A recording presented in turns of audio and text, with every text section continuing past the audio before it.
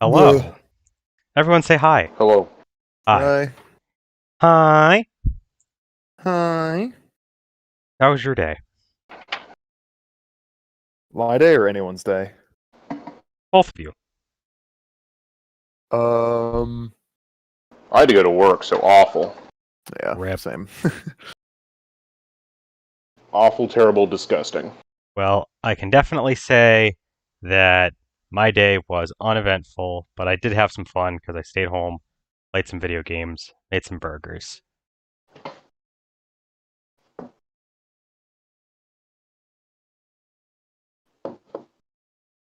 Got anyone in the chat yet? Shit, I don't even know We where didn't you guys even are now.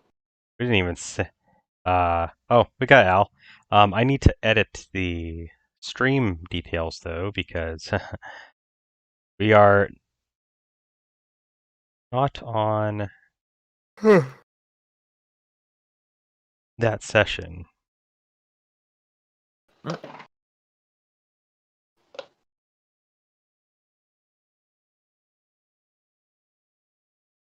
We were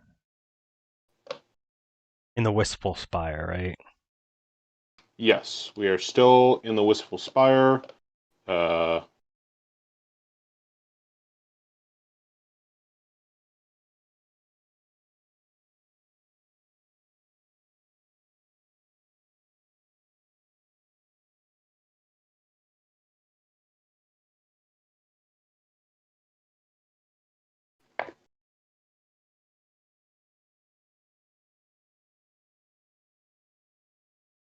There we go. We got that, and I'm gonna link to Facebook. My Facebook. Actually, no, I can probably log into the Gaming Stooges one real.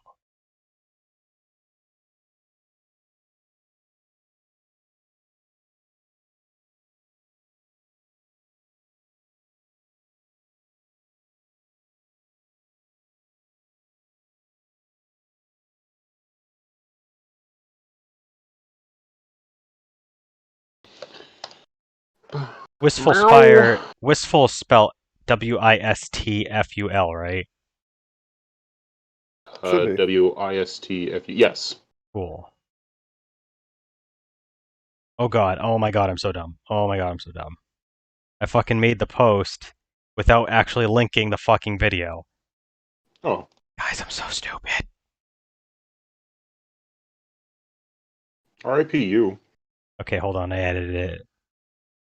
I think this is why I don't use the Facebook one though, because it takes a little while to load. It does. It's awful.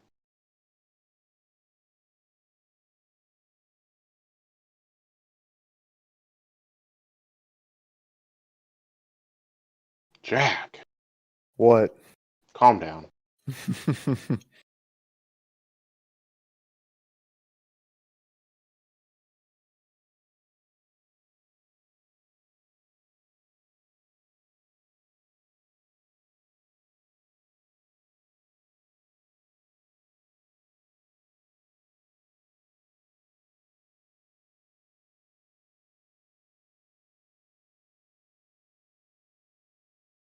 Okay.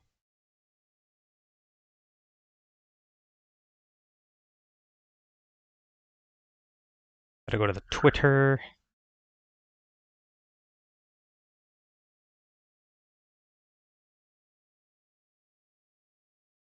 There it is.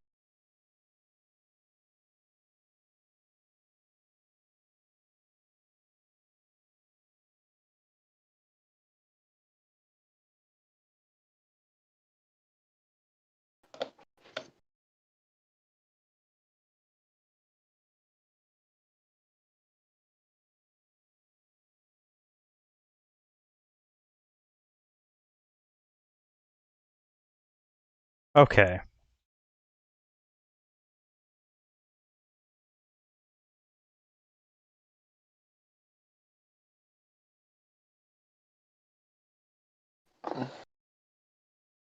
We should be all set to begin soon, I guess. We're not going to have Justin after all.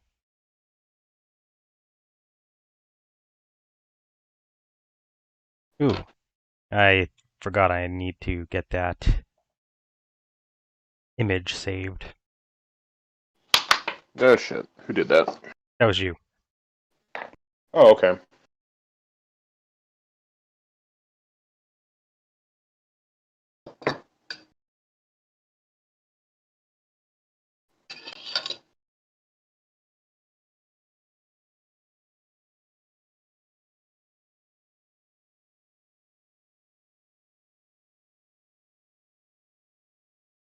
Look how big the battlefield is. This is just ripping off Big Battlefield from Super Smash Bros. Ultimate. Cloud, you know I've never played that game. Darn it, you're right. You have never played that game before. Justin's here. Justin's here. Yo, what up, Justin? Yo! Let's go. Justin, say words. Does this mean that I'm not going to have Steve for the boss fight? Yeah, because he's gonna take him back. Shit.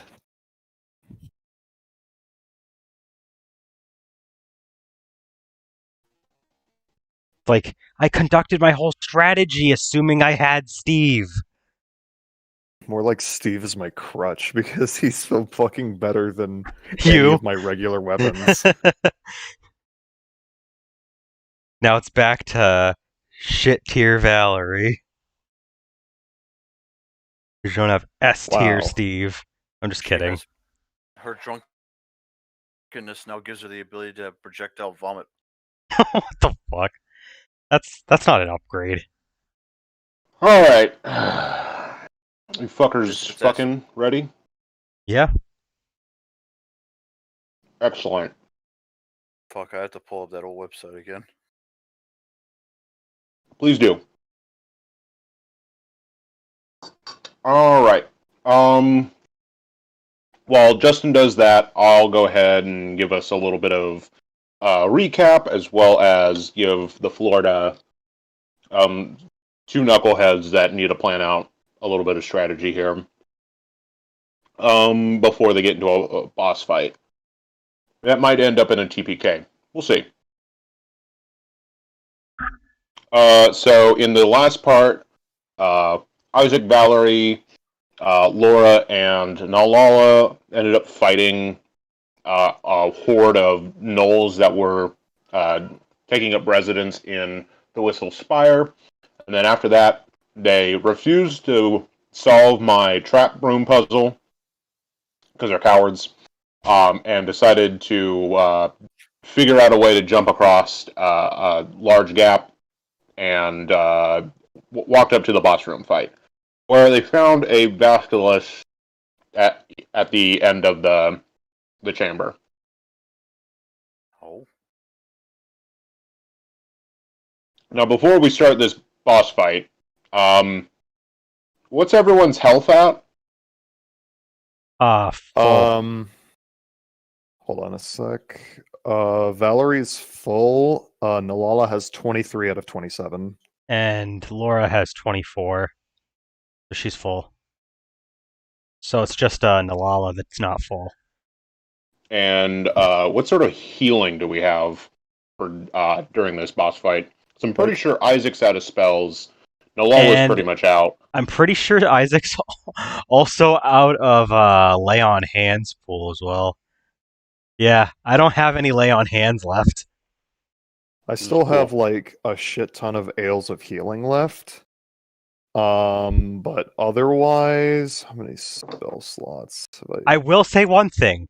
I do still have one usage of Wish.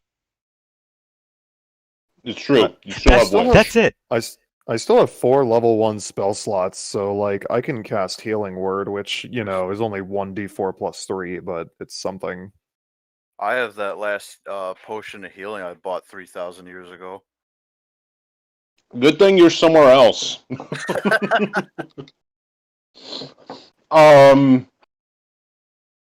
Yeah, I'll get to that. Do you guys want to do anything before I start rolling perception checks for this Basilisk? Like, split up the ales of healing. Oh. Probably a good idea. Yeah, didn't you get a bunch of them? I have. I always have like a lot of them. So I Because have. you're an alcoholic. Shut up. I am a master of my craft, and that craft is making beer and drinking beer. Fuck you. You know My what? I guess craft is that's craft true. beer. So, yeah. Also, yes, craft brew. Um. Anyway, yes. I guess I'll give like each party member a regular ale of healing. Nice. Okay. So I'll Thank you. drop that down to 2 for myself. And those heal 2d4 plus 2, and if you ever forget, I'll just tell you. All right, I'm just gonna put a note of it on a notepad file that I have that instead of going through the. Since it's just gonna probably be temporary, I'm gonna probably end up having it, drinking it. Ale of healing. Al wants a TPK tonight. No. Also, how much Well, did you listen. say it heals? Same as a 2d4 plus normal 2. potion. TD4 plus 2 healing, and then And then you also have to roll a Constitution What? check. it's I a have the constitution save for the yeah, drink. Constitution saving throw. Okay. Just making sure. and was there what was this? How did you pass the saving throw? That's up to Landon. You just roll a d20. For a regular ale of healing, Willow wants a a TPK. complete fail is 5 or lower, and then to get a boost on it is 15 plus. Okay. So Before we get too deep into this shit, and like you can prepare whatever you want, I need to go to the bathroom. okay. Landon, did you want to explain anything else, or is there? No, I think that covers you guys Okay. for this. How do you want how do you want to get your party going? Um. Like, where do you want to be on the map? You want to start sneaking up to it, see what you can do there, or what? And remember, there's a little bit more going on in this map than I have the artistic ability to draw. Correct. To give a reminder of sort of like the feeling of this room, it feels very much like a large chapel, and so there's like pews that you can like stand around near that line that large open area, and scattered throughout the entirety of the room there are what look like statues of people. Some of them look like they're of like adventurers, and some of them look like they're part of the military and stuff, and that type of stuff. Like different races, so more than just human, are scattered throughout this place. And if you want to investigate any of that, you can roll a perception check or a So we have looks like a investigation. chapel with a fucking Mhm. basilisk hiding in it. Well, not hiding, but well, he's right not there. hiding. He's right there. He's just sort of standing there, and if you He's just hanging out. he's hanging out, and you see him munching on one of these statues currently. He's just sort of gnawing on it, breaking it apart. Like a dumb dog. Oh, Landon died. Oh Oh, no. did he? Fuck. There he goes. Rip Green circle already. of death. I wish this wasn't like basically a symptom that he suffers now.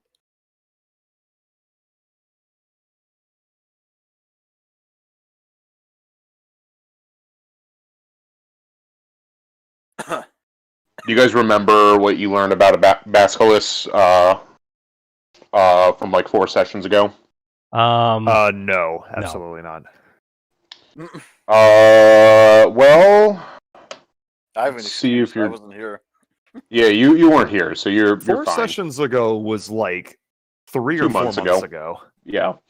Well, why don't we just roll? Why don't you guys roll some nature checks for me? Cool. Right, fine. In We'll see what fact- you guys can recall in the moment.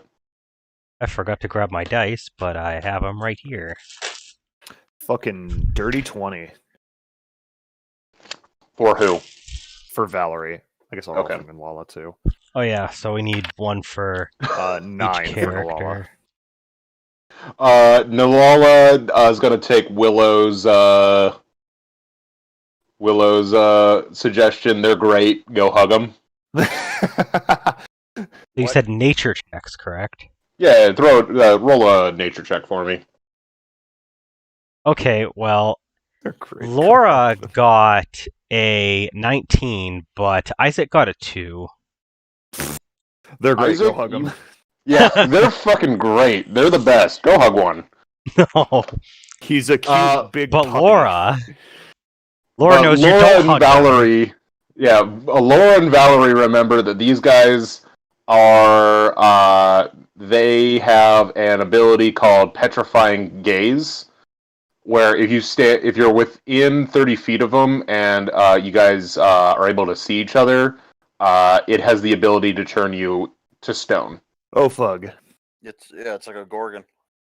Yeah, Oh man. which is probably what all those statues are. Dead people. Oh fuck! It's Yeah. eating the things. Oh yep. Okay. Valerie and Laura would also infer that those aren't statues, them people. That it successfully turned into stone and is now eating them. That's so. Oh gross. yeah. Isaac, you definitely want to look them right in the eye when you hug them. Establish dominance. Yeah. T-pose. T-pose at it. T-pose and then hug him. Yes.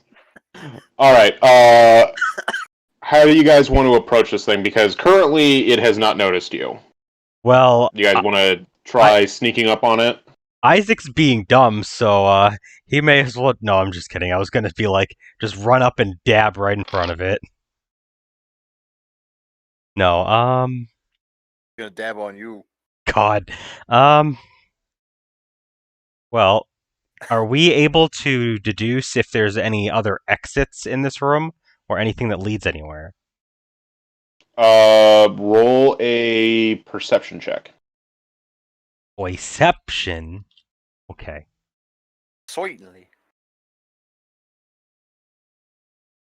Perception. Valerie got a 21. Fucking hell. She can drink. Sorry, 23. Ooh. Isaac. Wait, sorry, 22. Oh my God. Jesus. Isaac got a 7, and Nalala got a dirty 20. So you guys would know from looking around the room that there are windows, but you are also on the 3rd floor of this tower. Oh wow. And So we from can't. where you guys are at, the stairs are the only passageway. Oh boy. Yeah, so you guys don't sense any sort of hidden doors or anything within your corner of the room you're in right now. Question. Okay, then. Answer. Can we touch our pendants? Yes, I believe you're currently at blue. I Yep. think that's what we decided the default is. Yep. So yeah, if you want to, go ahead. All right, I'm gonna touch the pendant. We're orange, bitch.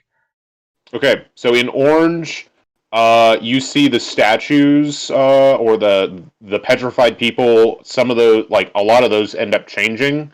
And you see that the area is a little bit more well kept in this, but the basilisk is still there. Oh.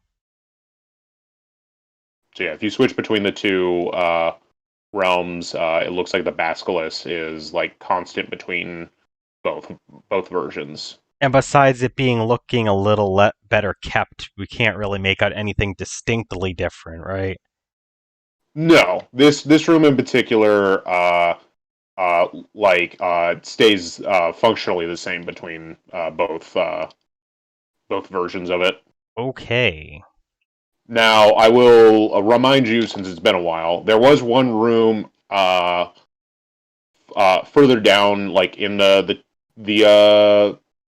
spire, that when you guys checked it, it like did a almost a 180 from being like dirty, scuffed up, a lot of blood stains that are like sort of like has not been like human contact hasn't been there Yeah. for a while, and it turned into like looking like rows of beds, like a weapon rack, like ornaments on the walls and stuff.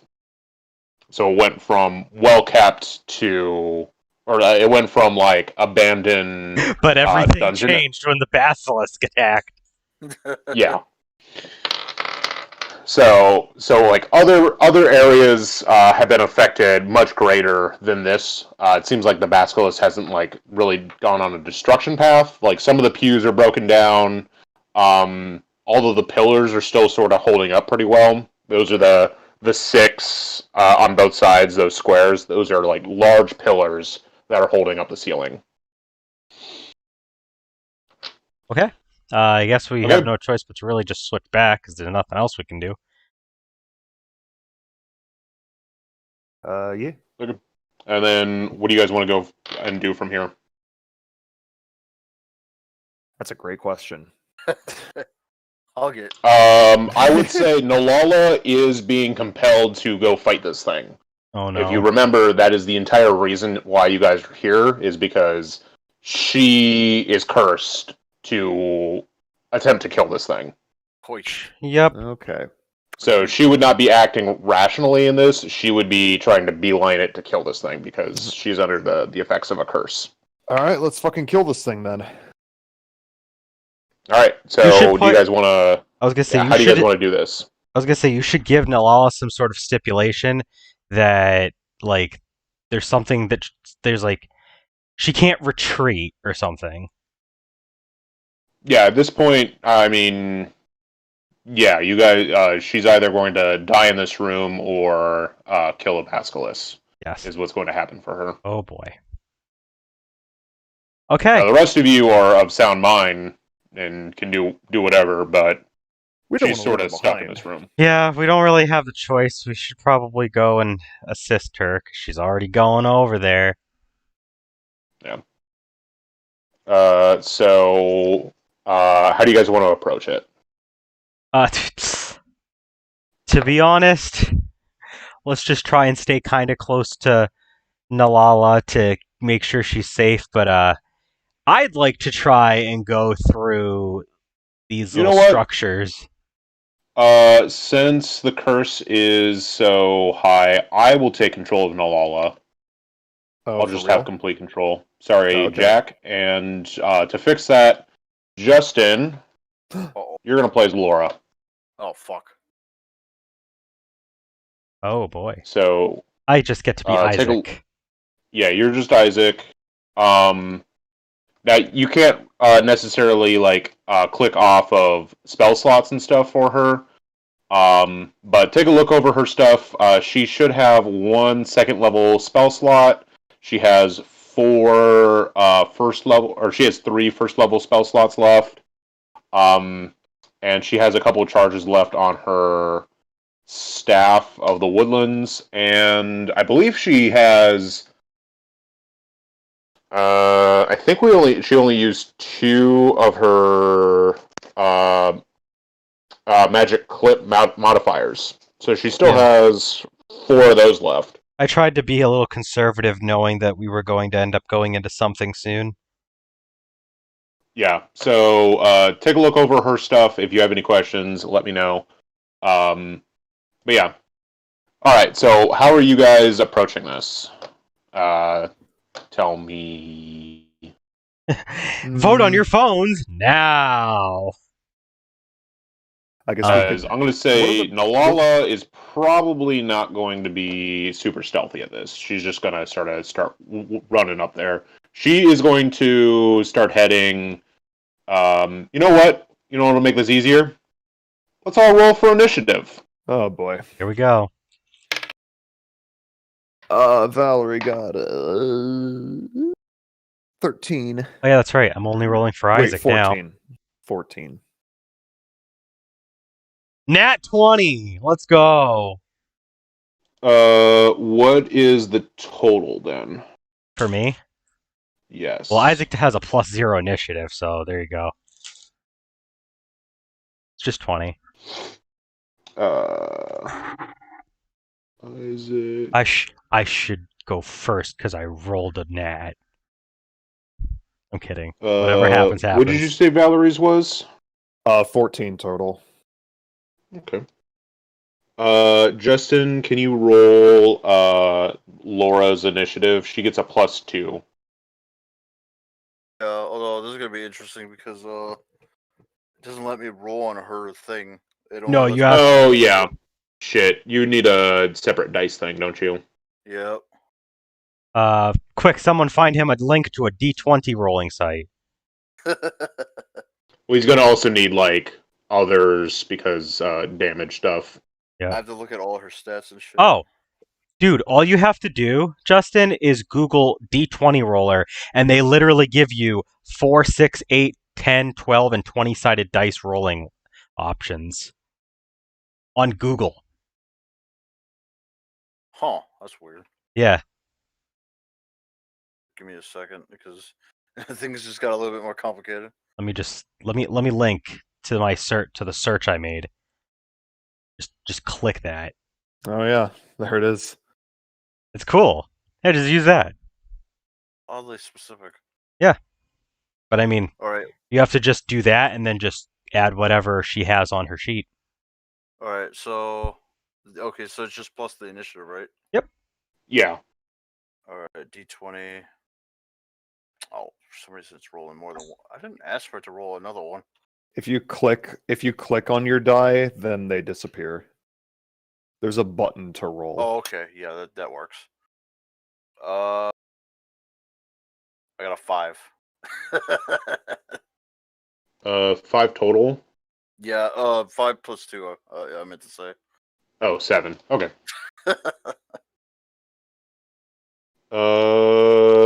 Isaac, you are up. All right, I'm gonna go.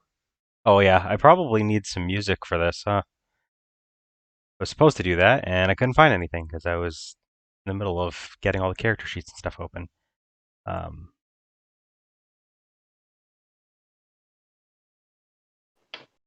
I think for Isaac, I'm just gonna move him up 6 spaces north, and that's it. Okay. Just 30 feet straight ahead north. Sweet.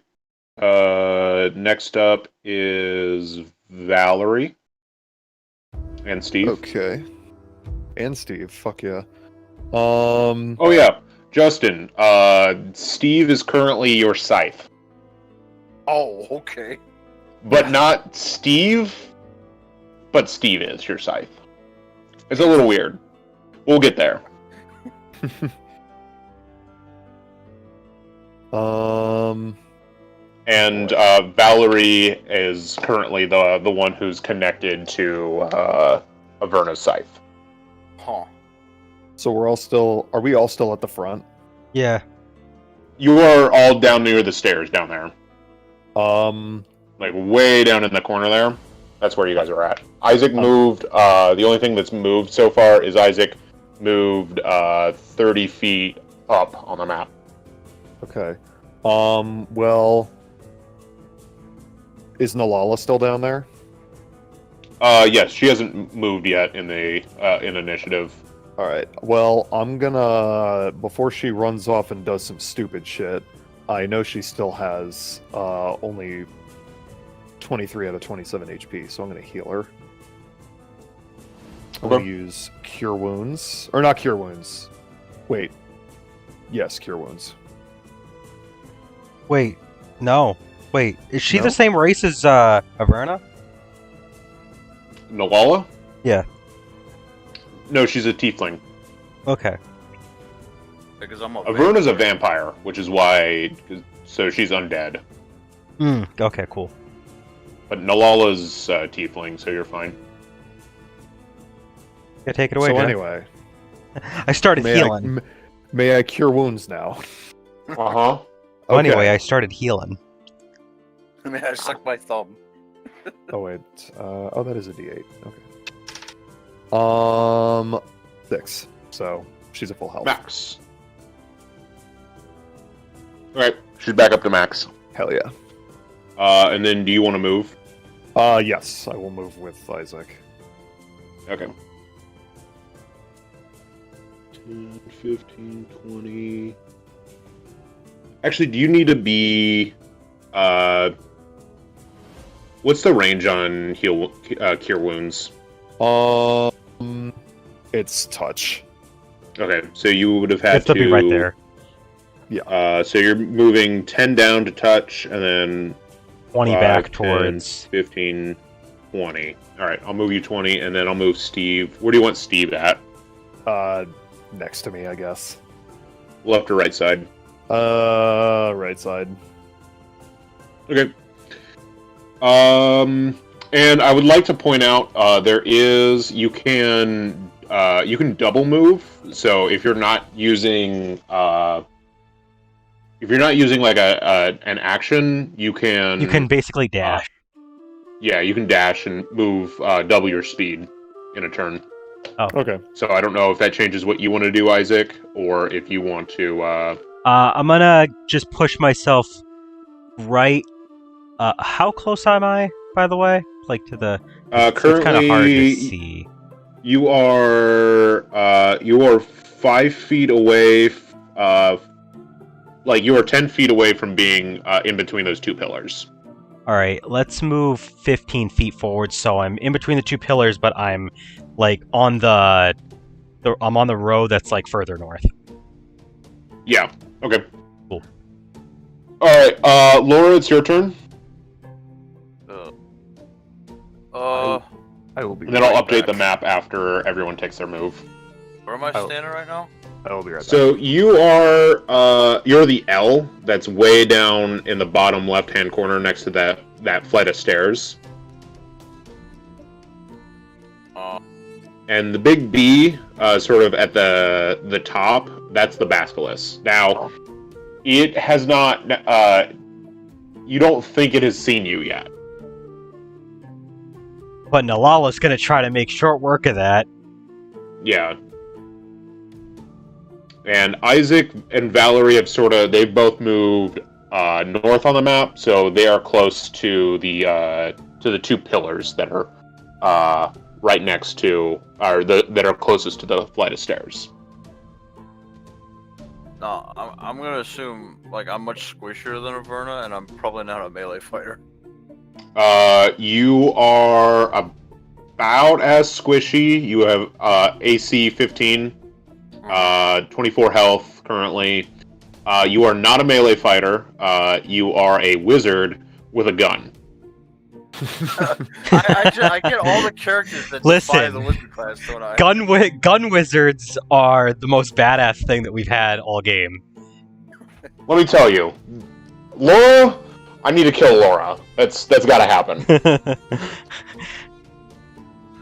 I'll be right back, actually. It's like what magecraft do you study? A gun. Gun. Yeah. Basically. All right. I think. See, I forgot how much movement does this work again? So each square is 5 feet, and if you dash, you can move up to 60 feet. Man, this map is a lot bigger than I'm used to, so the squares are like really tiny. Yes. As we get closer, as you guys like sort of move closer to this thing, I'll be able to reduce the map size. Zoom it up. Yeah. Yeah. You said 15 feet I can travel? You can move up to 60. Oh, 60. Oh wow, that's actually pretty far. But if you move past 30 feet, you can't take another action, basically.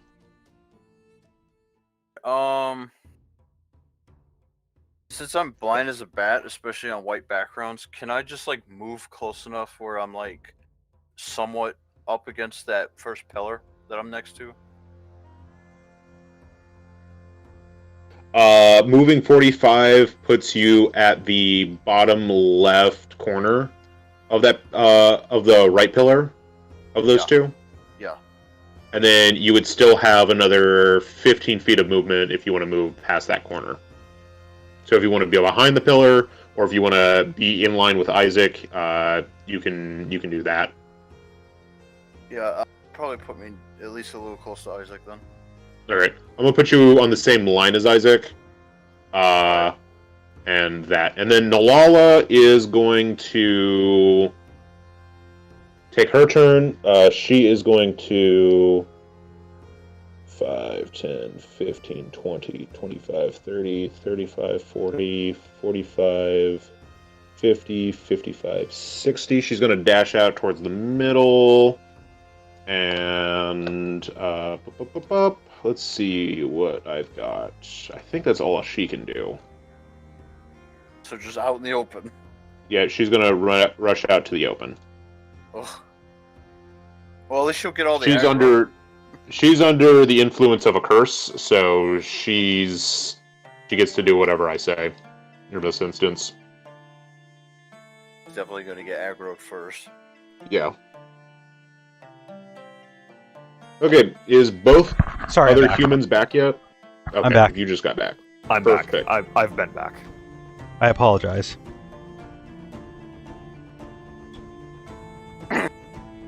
Whose turn is it? Nalala just ran out. So it is, well, hold on.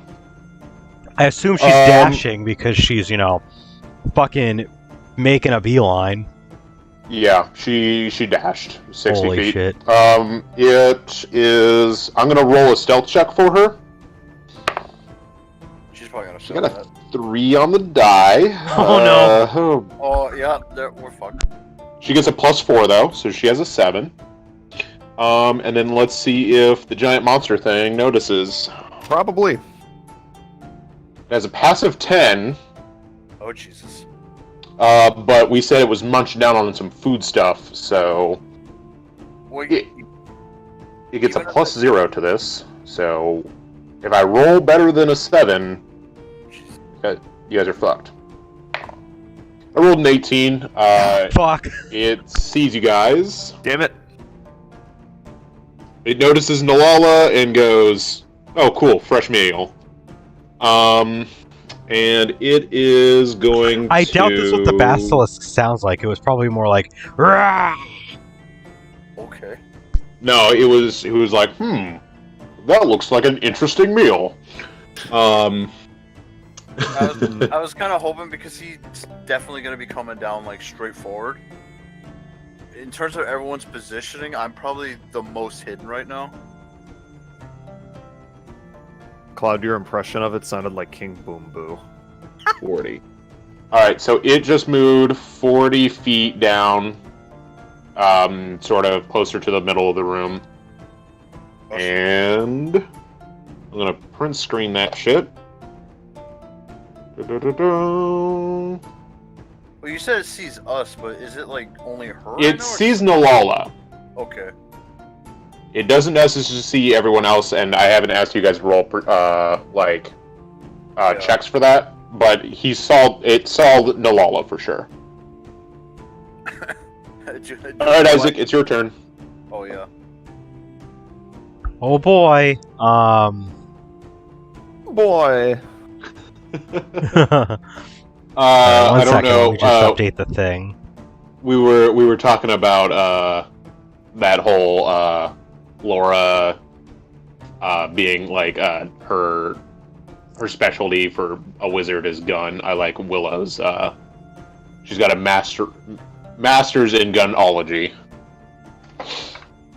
Okay, so since the Basilisk doesn't notice me, and also because I'm not going to be attacking it, I'm going to dash 55 feet, so I'm at the exact same spot between the two pillars, but in the next set forward. Roll a stealth check as you do that. He's trying to Metal Gear it. And remember, you have disadvantage on stealth checks because of your heavy armor. Oh shit. Oh boy.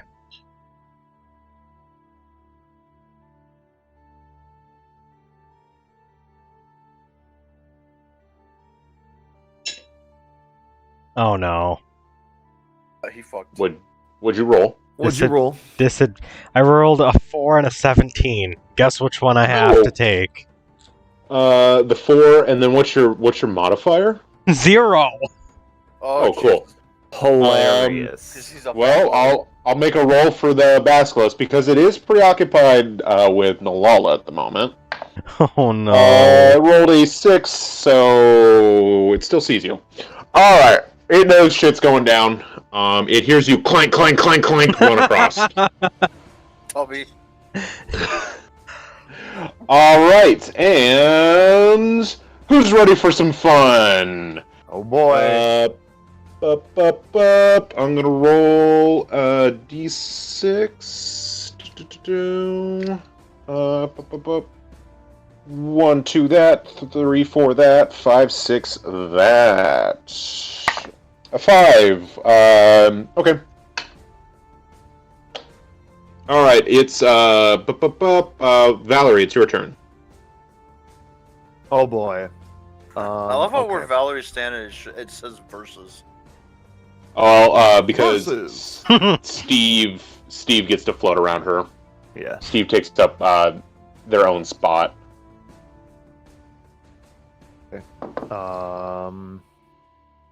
Well, shitty shit. Guess I probably want to stay close to Nalala so she's not off on her own. So especially since I'm already out in the open and it can probably see me already. So, You want to roll a stealth check? I could. Go ahead. Do it. My stealth modifier is +1.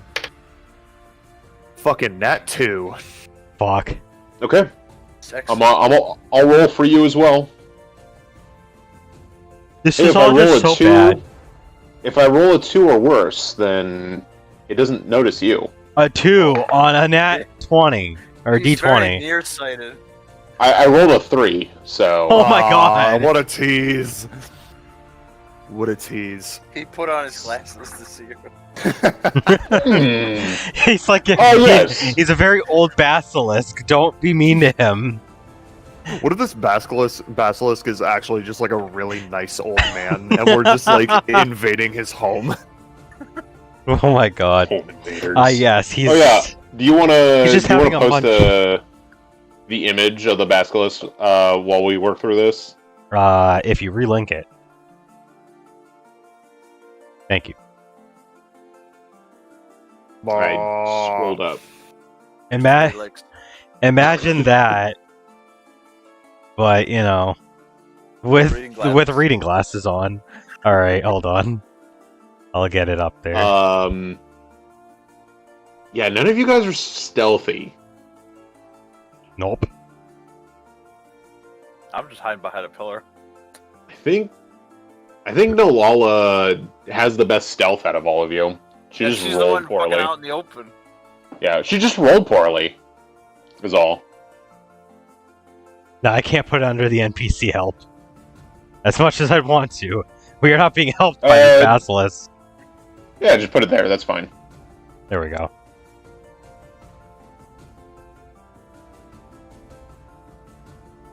Basilisk. That's No, just remember that's what you guys are fighting, but with glasses on. he's helping in the sense that he's giving us the sweet release of death. All right. Are you moving yet, Valerie? Yes, I am. Where are you going? I know you said you wanted to go to Nolala. Just but, catch up to Nalala as much as possible. All right. What's your movement speed? 30 feet? 30 feet. 25, 30, 35, 40. I can have you move 40 feet and be on the same line as Nalala and Laura. Cool. And then I'll have Steve float, so on the other side of you and Nalala. Okay. Laura, it's your turn. Part of me kind of doesn't want to move from this spot because I'm not even supposed to be up close. Oh my to him. god, Willow's extending the lore of the NPC helpful Basilisk. Well, if you roll a persuasion check, That's not the strangest if you would, name. if you want to like delay your turn, that is an option. And then you can move to somewhere else in the turn order if you want to wait and see what happens with Nalala and the Basilisk. Yeah, considering it sounds like I'm pretty much just a range character, I'd kind of like to stay put. Now your gun has 80 feet of range, so just remember that is that's going to be your main range. Is you want to be at least 80 feet within it, and you know from your nature check that the petrifying gaze comes into effect when you're within 30 feet. So if you stay far away, you can pepper breath it to death. Well, realistically, I should never be close to this fucking thing. Yeah. Okay. So Laura's gonna hold, which means it's Nalala's turn, and Nalala is going to probably just run at it. Yeah, that sounds like Nalala and Isaac are going to be at the biggest risk of being petrified. 60 puts it right in line with the Basilisk, which 5, 10, 15, 20, 25, 30, right at 30 feet. But let me read the text of the ability real quick. If a creature starts its turn within 30 feet of the Basilisk and the two creatures can see each other, Basilisk can force the creature to make a DC 12 Constitution saving throw if the Basilisk isn't incapacitated. So she's not going to have to do it yet. Alright, so she moved 60 feet to get in line with it. She just dashed diagonally up, and the Basilisk is going to... whoops. The Basilisk is going to move 5, 10, 15, 20. It's going to move 20 feet down at Nalala. Okay. So... The Basilisk is like, oh, you're approaching me? Oh. Oh, Jesus. What do you think you're doing there, little human? Tiefling thing? God, she's right up there. Oh, fuck. Jesus Christ. This is... Oh, yeah. This is scary. Oh, she's gonna die. Basilisks are stocky for sure. Honey, no. Honey, Oh, no. honey, yes. Oh, Oh, God. honey, yes. Hope she drops something useful. Oh, you're... Jerk. She has a spear. Does 1d6 damage. Claudia, are you putting that on screen? Yeah, I am. And Isaac, it's your turn. Look at how close she is. Okay. That dumb bitch. Well, now the Basilisk did do a little bit of movement there. That's true, but still. She's very close. She's within spitting distance. She's right up in his grill. Oh yeah. Oh yeah, I love it. Okay, I guess I'm just gonna go ahead and dash to the same spot between the next set of pillars. Man, what are you doing? Are you trying to get behind it? I think so. Alright. Isaac's there. And now it is the lair action. I'm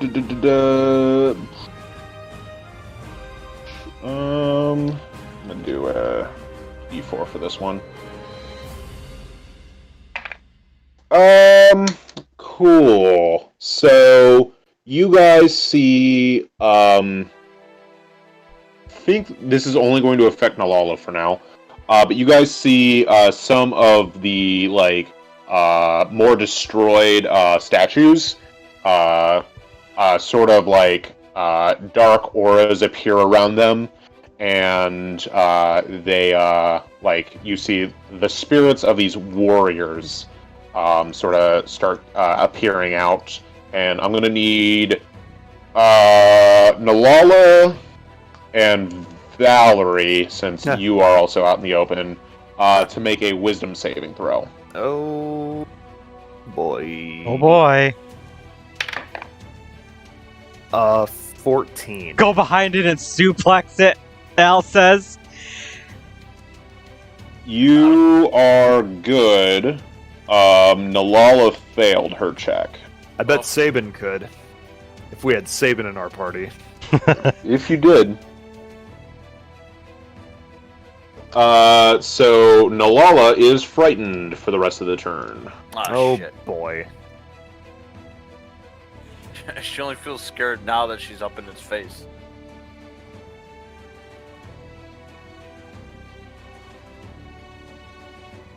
All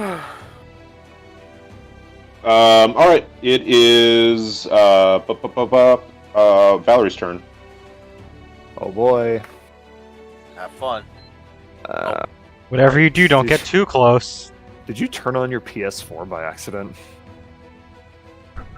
Who's anything about accident? Okay. What am I? For those at home, frightened. A frightened creature has disadvantage on ability checks and attack rolls while the source of its fear is within line of sight. The creature can't willingly move closer to the source of its fear. I'm gonna move say 15 feet to the right. To the right. Just a direct line to the right? Yeah, and then 30, or not 35. No, yeah, 35 feet up. Sorry, because you can dash. And then Would that put me Steve in is line just gonna... with Nalala? Like, horizontally? No. Hold on. 5, 10, 15, 5, 20, 10... You are way far away. 15, Oh, okay. Yeah. I was just making sure. 5, I didn't want to 10, overshoot 15, 20, 25, 30, 35. Yeah, you're not. Which side do you want Steve on? My right. Okay. Laura, it is your turn. Are you... Oh, Justin died. No, Oh. Justin!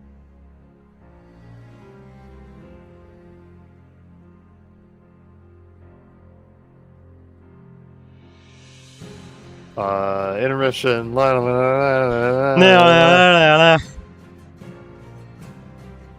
Oh,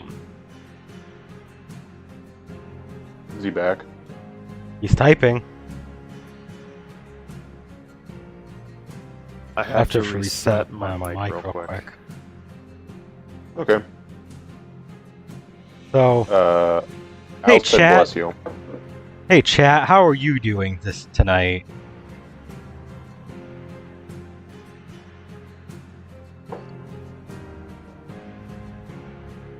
No, you.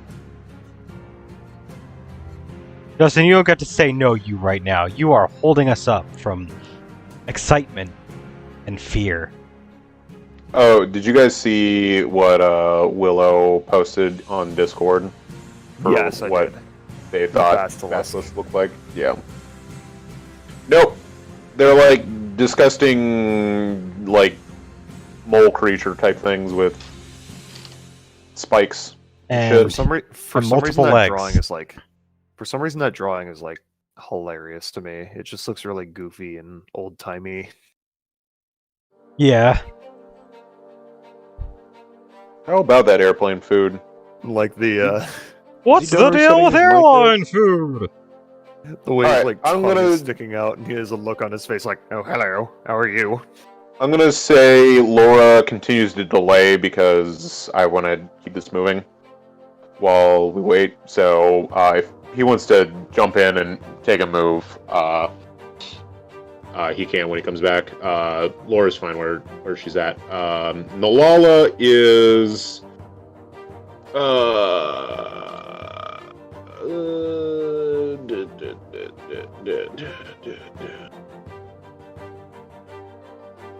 Well, Nalala can't reach this thing. Yeah, because she can't move towards it. Yeah, she can't move towards it. But she can cast. What can she cast?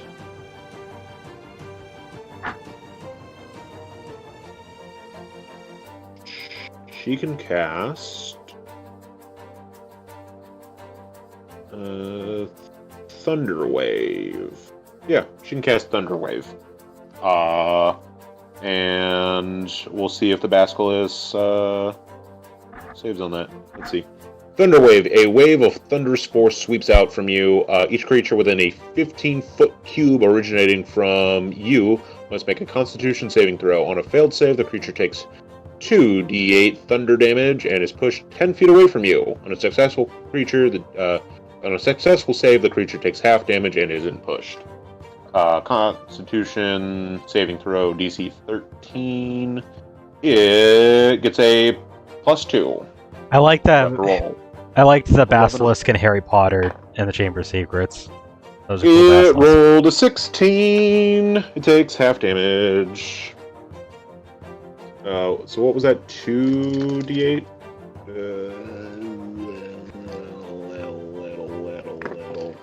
Okay. 2d8. He's here.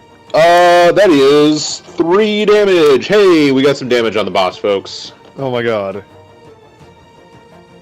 It looks like it took some damage. Justin, did you want Laura to do anything? I need to ask, like, if she is like what? I wish I could talk. Her gun is like what's the max range on that thing? Was it 80? 80. I think it's. So the max range is 320 feet. But you like take disadvantage on the roll if you're firing outside of 80 feet. Well, yeah, it's like bullet drop and shit. Yeah. And something to know, pepper boxes can misfire, so if you roll a 1 or a 2 on the roll, your gun jams. Oh. Is this like some kind of rifle, or is it like a pistol? It's like a pistol. Have you ever seen what a pepper... I'm sure if I show you a picture of a pepper box, you would know what a pepper box looks like, but it's set up like a pistol. How far is he from me right now? Let's see. 5, 10, 15, 20, 25, 30, 35, 40, 45, 50, 55, 60, 65, 70, 75. Over 75. You don't have like a direct line at it from where you're at, but it's like if you move a little bit closer, I think you can get within 80 feet. Yeah, I'm gonna have to like get at least a little closer. All right. Okay. I want her to move. Let's see. She's gonna obviously step out of cover, but I want her to like not get too close to it, just enough where she's either at least 80 feet or at least fucking like I don't know, like 70 or something. Okay.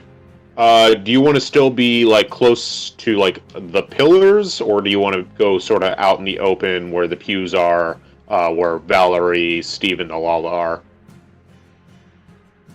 No, I'd rather stick close to cover, at least so it looks like, you know, at least it has like a bit of a trek to actually get to me. Okay. I can do that. Let's see. 5, 10, 15, 20, 30. So if I move you in between the two pillars, that puts 5, 10, 15, 20, 25, 30, 40.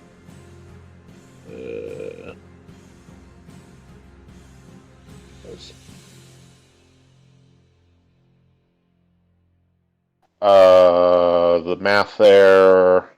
If I put you in between the two pillars, you're still going to be you'll be close to 80. I'd say you're like on the cusp of 80 with the line, without actually like me doing the math, because I don't fucking feel like it.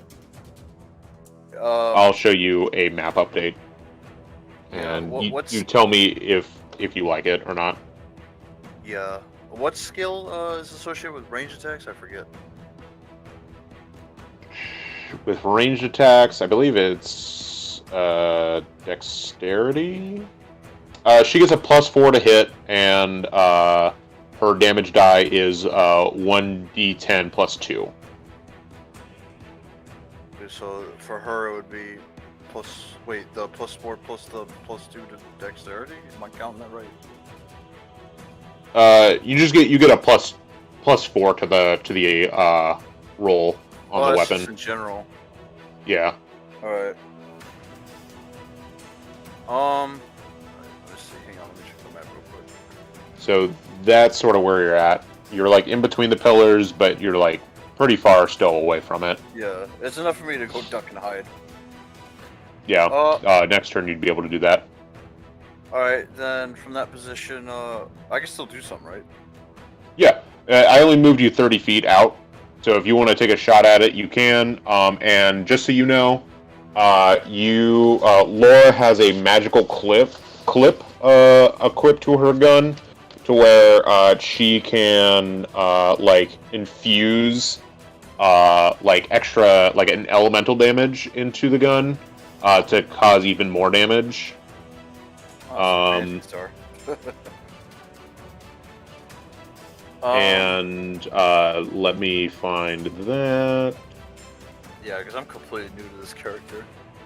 Basically, you add a 1d6 of extra damage of either fire, force, lightning, or radiant damage. And you would know from your earlier check that it is not resistant to any any elements.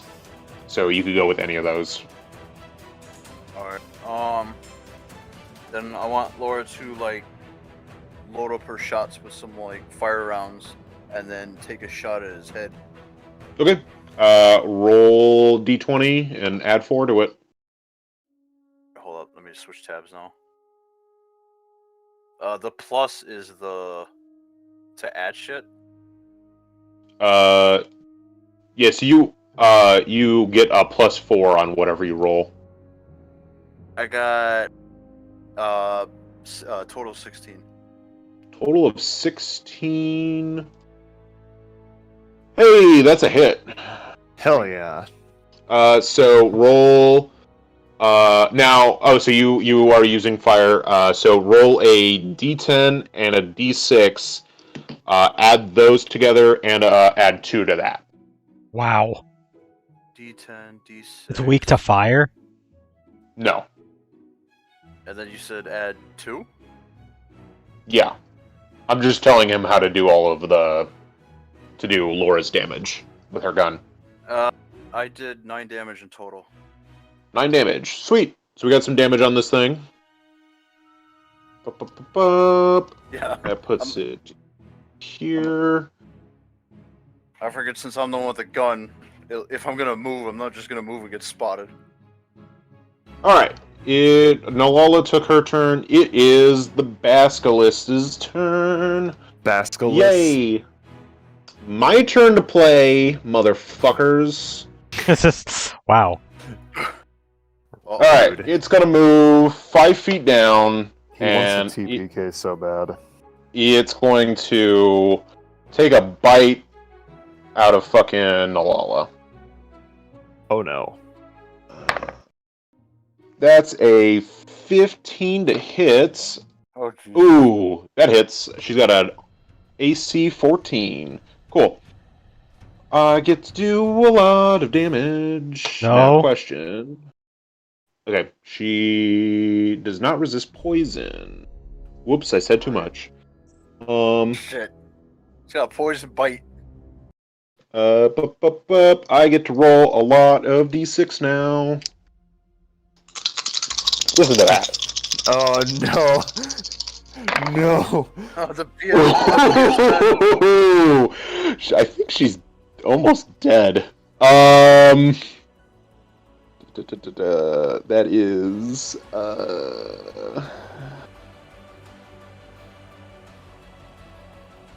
14. That's 22 points of damage. Oh my god. Holy fuck. So you see this thing just bites right into Nalala. She takes a ton of damage. And yeah. That is that. What I didn't do is I will have Nalala at sort of like the end of her turn.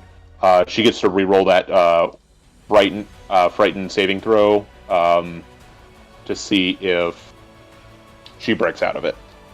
So, oh no, it's until the end of the round. So she's free from it for this next round. Okay, I did write text into there. Okay. I feel like this So, should yeah. have been like Resident Evil. She should have been torn in half. Well, she still has some hit points left. So, and then Isaac. Oh Your turn. boy. Hey, Clyde, do you Okay. want to get in and help a little bit? Yeah. Stop running. All He right. wants to go explore the altar that's a little bit above that area. How about fuck you? How about fuck me, you? Oh my god. Al's really excited.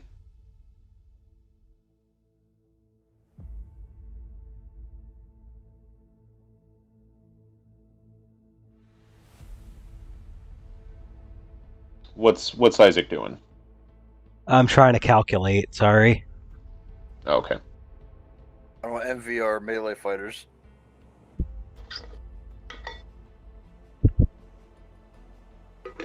Technically, Isaac's your only Okay. real melee fighter. This team is comprised. Well, Steve's a melee fighter. Get Steve up in there. He's a construct. He's not affected by fear-affecting effects, and he can't be petrified. He has no eyes. Give me like 2 seconds, because like I'm trying to figure out how to best explain where I'm going. So basically, because like I'm gonna like wrap around the pillar and go towards the basilisk, but like I can't really.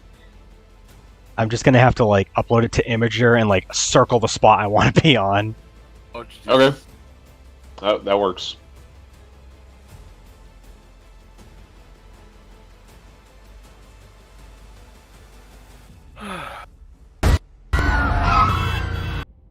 Remember, Miles. Al likes that you have Isaac in the corner of the map. He's I bet he does. All right. If one person lives, it's going to be Isaac, because he was in the corner the entire time.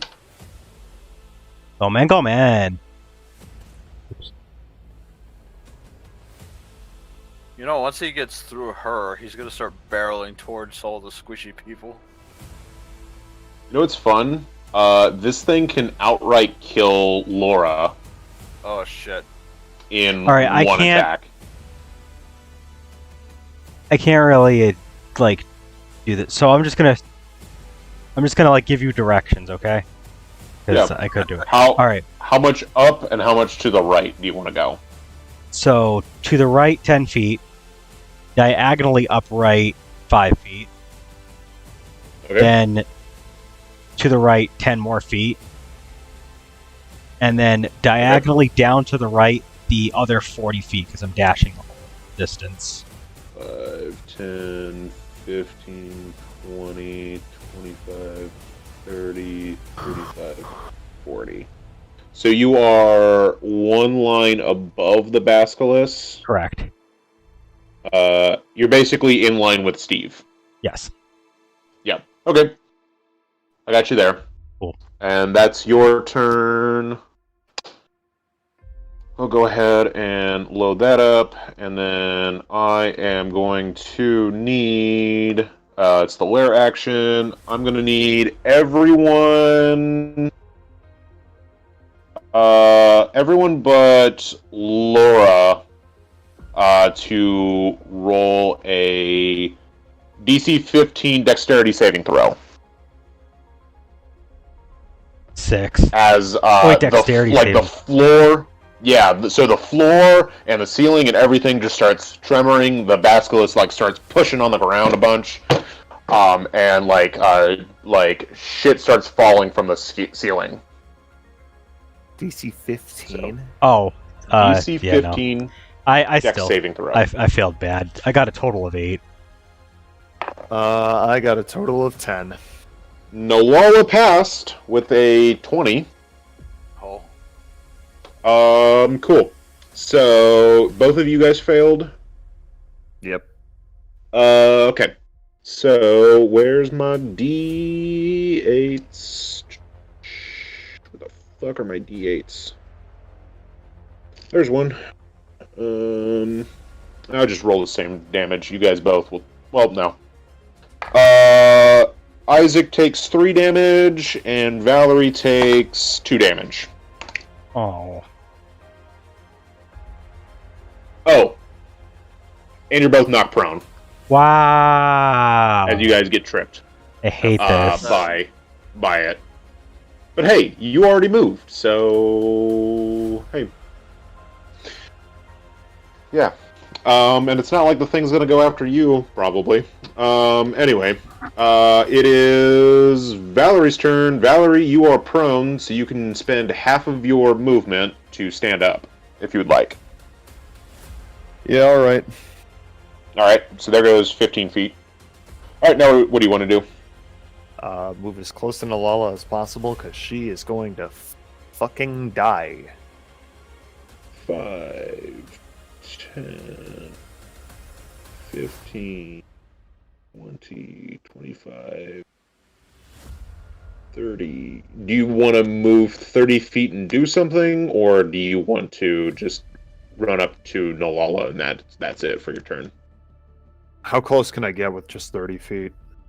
Moving you diagonally up, you would be in line with Nolala, and there's going to be 20 feet in between you guys.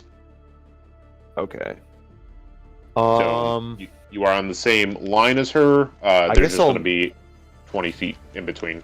I guess I'll move and do something. Okay. Because you're close enough to the basilisk to Yeah. attack it with something. Yeah. Okay. I am going to guiding bolt this motherfucker. Ooh, what do I have to do? Hold on. Or is there anything I need to do? I don't think so. I think it's just a d20 roll. As a creature which was within range. Oh, I think I moved you 30 feet. I don't care. On a hit. You know what, takes- Isaac?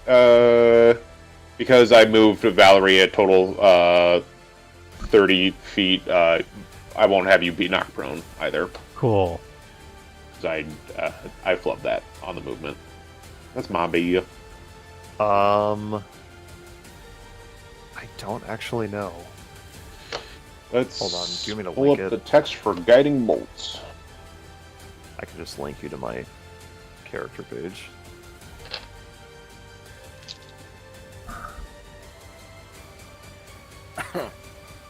You could. That works too.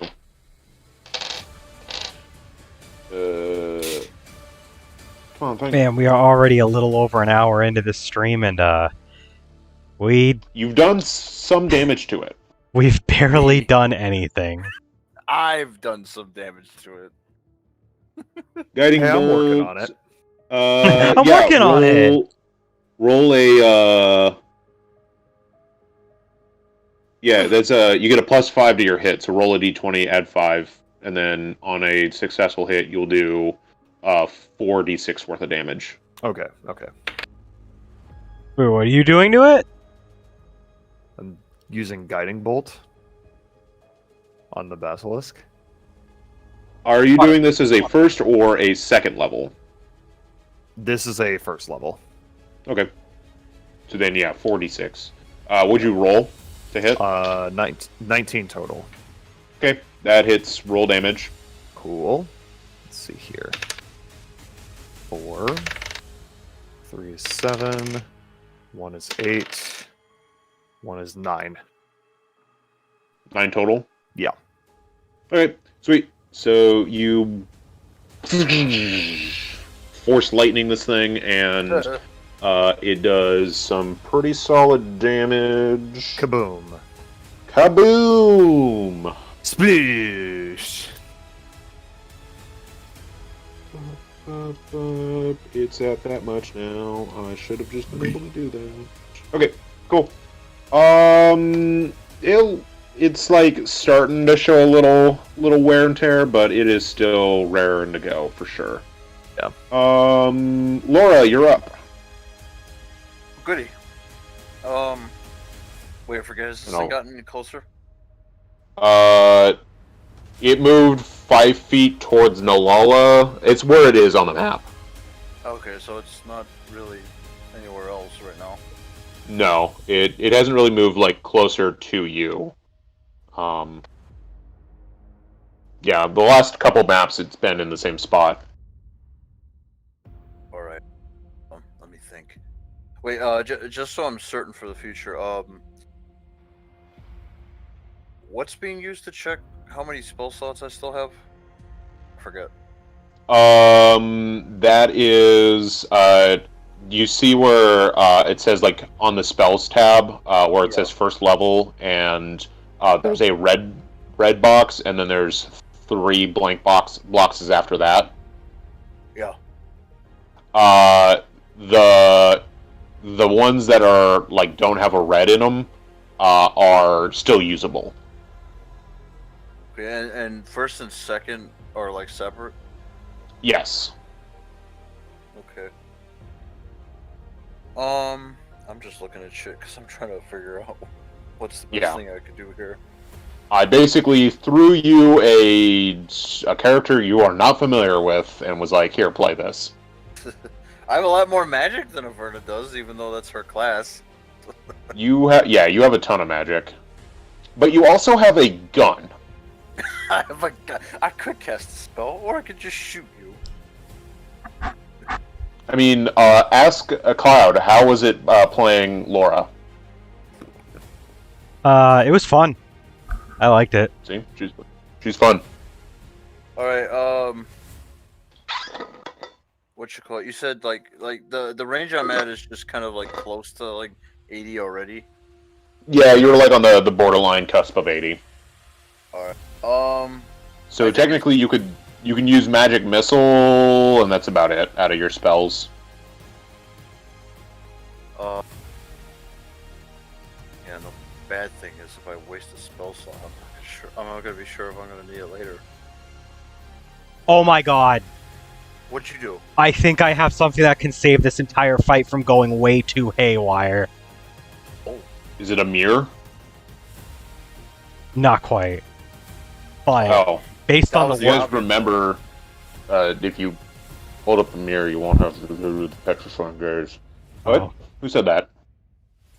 I completely forgot about that. But no, I was that would work too. Who has that right now? I believe you and Valerie have mirrors because you guys bought them. True. I can reflect his gaze with the gleam of my gun. Just hold it in front of my face. Alright, you know what? I don't know if I want to waste any spells, especially at this range, because I don't know, like I said, if I'm going to need them later. So I think I'm just going to hold my position and take another shot. Okay. Are you using another fireball? A fire bullet? I forget, are those limited? You have 3 left. I'll just use one more. Okay. Go ahead and, well, here, I'll say this. They work like Divine Smite, so you can use it if you hit. Alright. That Yeah. works. So roll your 2 hit. Remember that you get a +4 bonus. Alright, it was the D10 first, right? It's a D20 first. Oh yeah, D20 first. I've already forgotten how to play this fucking game. And then it's plus what? +4. Okay, plus D. Oh, that's already a fucking natural 20. Oh shit, son! Because that's 22 in total. Landon, quick question. Fuck! Yes. You said only a couple of us have mirrors right now, right? I believe it's Isaac and Valerie. Yeah. Okay. Yeah. Alright, yeah, that's Well, Laura, so for a fucking critical, you roll, your fire damage doesn't get doubled, but you roll 2d10s.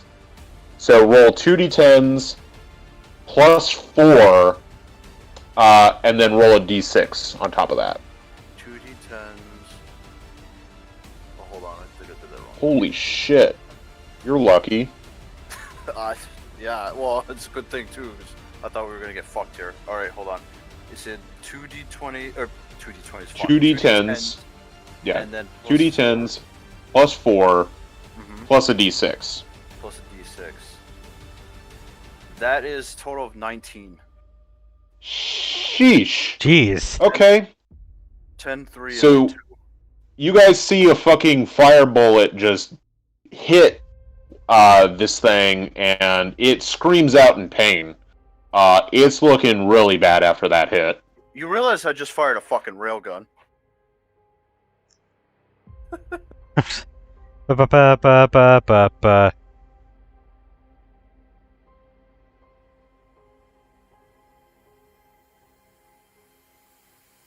Let him die. Yeah, he did. It was too much for him. Pull off your 4D chess move, Cloud. The railgun was too much. Yeah, he got blown away. Justin, you said you didn't want to move. No, I'm perfectly happy staying out of that thing's fucking range. Okay. Alright. It is Nalala's turn. Nalala has to roll a Constitution saving throw to not become petrified. DC 12, Constitution saving throw, if a Basilisk isn't incapacitated. Ooh, shit, sons! Oh, fuck. What's the total? What's the total? What's the total? She did. Oh. I don't like that. 10. Alright. So you guys see sort of the bottom of Nalala's feet start turning into like stone Oh, good. as Oh, she shit. starts to become petrified. Oh, this And let's see. Cloud, throw some soft at her. I was actually going to ask if anybody had anything that can reverse petrification. Killing it will. Yeah. Yeah, D&D is not Final Fantasy. On success, the effect and freed by greater. Yeah, so she like sort of starts, and because of that, she's not able to move any further. But because she's right up next to it, she's going to pull out her.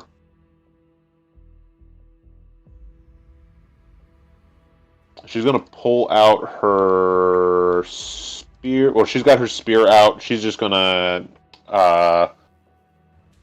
She's gonna try hitting with it. Would she even be Actually, able to it's- accomplish anything if she did run away? No. Actually, no. She's got her daggers out. She's gonna use her dagger to attack it. Oh, Ooh, that's a 16. That's a hit. that's Yeah. Let's see if she's got her dagger out. Let's see how much damage she can do before she probably dies. Ooh, max damage. 6 damage on the dagger. Cool. So she stabs into this thing, ka!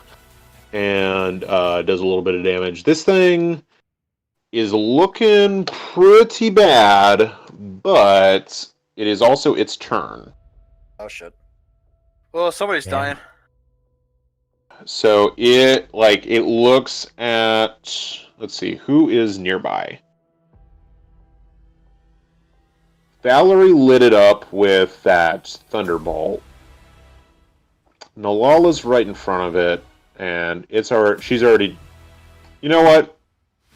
It wants. Basilisks love eating actual rocks, so it's perfectly fine waiting for Nalala to turn into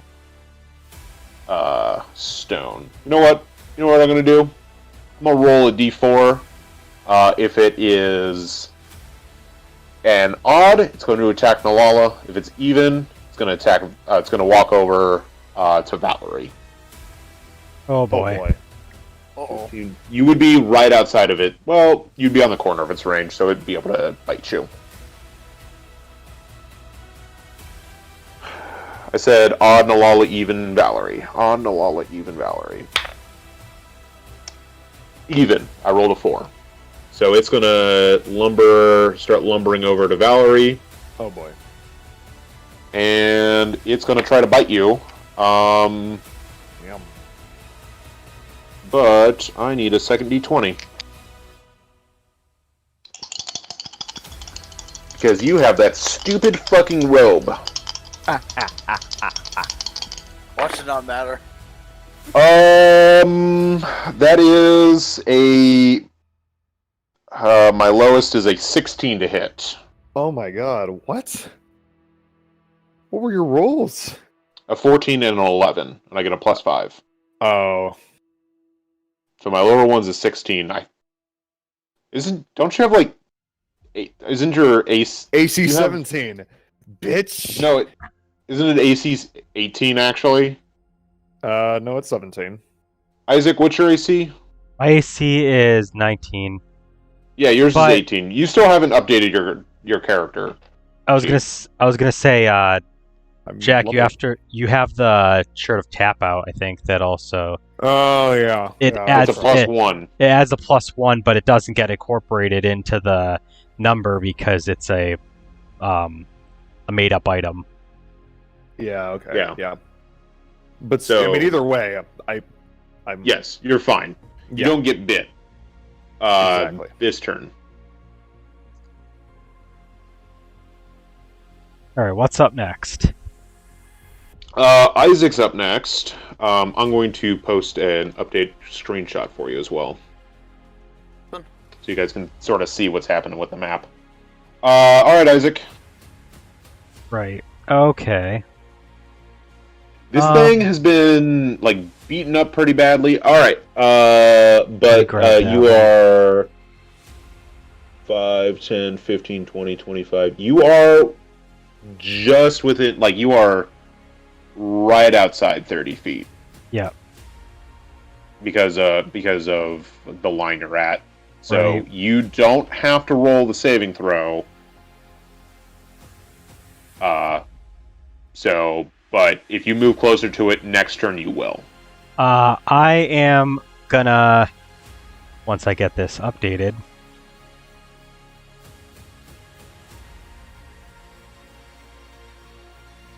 Okay, so here's what I'm gonna do. Mm-hmm. So it doesn't do the roll until At the when? beginning of your turn, if you start your turn within 30 feet, Okay. that is when you have to roll for the petrifying gaze. Okay. I can do my action before my movement, right? Yes. Okay, I'm going to use my charge of wish, and I'm going so I can see everybody because we're all out in the open at the moment, right? Yeah, you would have line of sight on Laura. Oh yeah, I do have line of sight on Laura because it's like she's just barely. Okay, I'm gonna. Yeah, I'm going to cast the effect on Wish to grant up to 10 creatures I can see immunity to a single spell or other magical effect for 8 hours. As the Basilisk's Petrifying Gaze is classified as a magical effect. Are you asking me, is it? It says on the thing that it would magically begin to turn them to stone. So that is a magical effect. So I'm not asking yeah, if it does. yeah. So I'm gonna grant everyone immunity to the Petrifying Gaze for 8 hours. Okay, so Nalala's like it reached up to her like And that's mid it. shin, Yep. and it has stopped right there. So I guess that would probably penalize her movement, if not just make She her. basically can't move. Yeah, but Like, she can. or yeah. she like has half her movement speed Yeah. because But- of that. Everyone else is completely immune, so we don't have to worry about it. We can just fucking fight this thing. I can't get close enough to actually strike it, but I can come within range, so just to kind of like be kind of close to it. No, you can move Oh. 30 feet and be right behind it. I don't want to get too. I guess I could just move, 30 feet and be right behind it, just to get myself prepared for the next turn. Yeah, we'll do that. Yeah. Yeah, I'll move directly 30 feet to the right. Okay. Valerie, you don't have to worry about fucking my. Oh no, wait. Before that, it's the lair action. What was my last one? It was I did the tremors, and that's dumb. So we're going to go ahead. I'm gonna need everyone to roll a DC 13 Wisdom saving throw. Wisdom saving throw. Yep. DC 13. Wait, which dice is that? 18. I got D20. 15. Nalala got a nat 1. Ow! Nalalis is no. not only cursed, but also dumb. Well, not that. She's frightened again. Oh. So you're gonna roll a d20, and Yeah. then in the you're gonna add it +3. Give me a second. Yeah. I got 15. A D20 plus 3. I got 18. Okay, so all three of you are good because you all got 15 or better. Just Nalala that failed that, so she can't move closer to the basilisk. Also, she really can't move anyway. So that's fine. All right, Valerie, it is now your turn. Okay. Go nuts, Valerie. Okay. All right. I'm gonna leave Steve where he is. Uh-huh. I'm gonna go over to Nalala. I'm gonna heal her, so she doesn't fucking die. 20. Okay. I'm gonna use, well, yeah, I'm just gonna use Cure Wounds. Okay. Let's go. 4 plus 3, 7. 7 health. Not bad. And then Steve will attack the Basilisk. Cool. Smack it. Smack it real good. Wait, doesn't Steve have like those charges? I think you used one of them. Yeah, I remember him using one last time. Don't I have like 3? You have 2 different ones. You have Firebolt like, and you 3 have Thunder total. Wave. Like have 3 2. that I can use. You have 2. I mean, like limit 3 per, like limit 3 use. No. Like, Okay. You have 2 a day. You have one of them is a fire, like you have one firebolt and one thunder wave. That's what I wanted to know. Yeah, that's why I said you have 2. And I believe you used thunder wave already, so you can charge it with a firebolt. I thought you meant and do an extra 1d10 worth of damage. I thought you meant you were saying like 2 different ones. I'm like, yes, Landon, I know that already. Yes, you have 2 different ones with one use each per day. Which one haven't I used? I do Firebolt. not remember. Firebolt. Oh, Use Thunderwave. Use Thunderwave. Okay, so roll a d20 to see if you even hit this thing. Remember, that's still a thing. Yeah, and it's +5. Oh, shit. Hold on, I think I have this written down. I hope you have it written down. I think it's like +4, +5. I don't. It's +5, I remember, though. And then it's 3d4 plus 3. 3d4 plus 2. 3d4 plus 2, okay. I rolled a 19. Yeah, that'll do. So yeah, roll all that damage and, yeah, we'll see where you're at. Alright, 3d4 plus 2. I hope you roll low.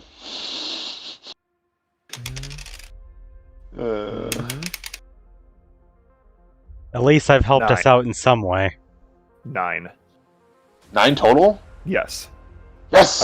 I rolled 2, 2, 3. Yes, thank God. Alright, this thing is still there. Fuck yeah. Alright. Oh fuck, Laura, you have a turn. God damn it! Alright, Laura, it's your turn. You see this thing is pretty bloody at this point. Like, with that last hit, Steve broke his glasses, and now he's upset. He's like frowning. He's like, I'm mad. That's how he shows he's almost dead. He's sad because his glasses are broken. Yeah. Alright, The Basilisk is almost dead inside. Alright, so what I'm gonna do is I'm gonna slightly change my position, if I can do it without dashing, and move up like just where I'm peeking out the corner of the pillar, like above me. I'm like what is it? I'm on the left side of it, just peeking out of the corner. 5, 10, 15. Wait, you want to move just 15 feet? Oh, wait, 15, 20, 25, 30. Yeah, I can get you around there. Okay, that's where I want to be. Like, you're on line with where Steve, Valerie, and Nalala are? Yeah. Yeah, okay, you're there. 30 feet. Alright, That puts you what? 5, 10, 15, 20, 25, 30, 35, 40, 45, 50, 55, 60, 65, 70, 75. You're just about 80 feet away from it at that point. just want to make sure I'm always in range of that thing. Yeah. And, do I have any, like, is it one of those situations where if I use one bullet, I technically use the whole stack of, like, a different element, or is it just, like, different ones?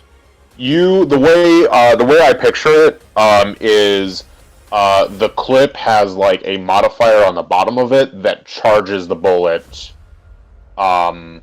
that individual bullet when it reaches the chamber. Okay, so it's technically I'm using ammunition for all of them, then. Yeah.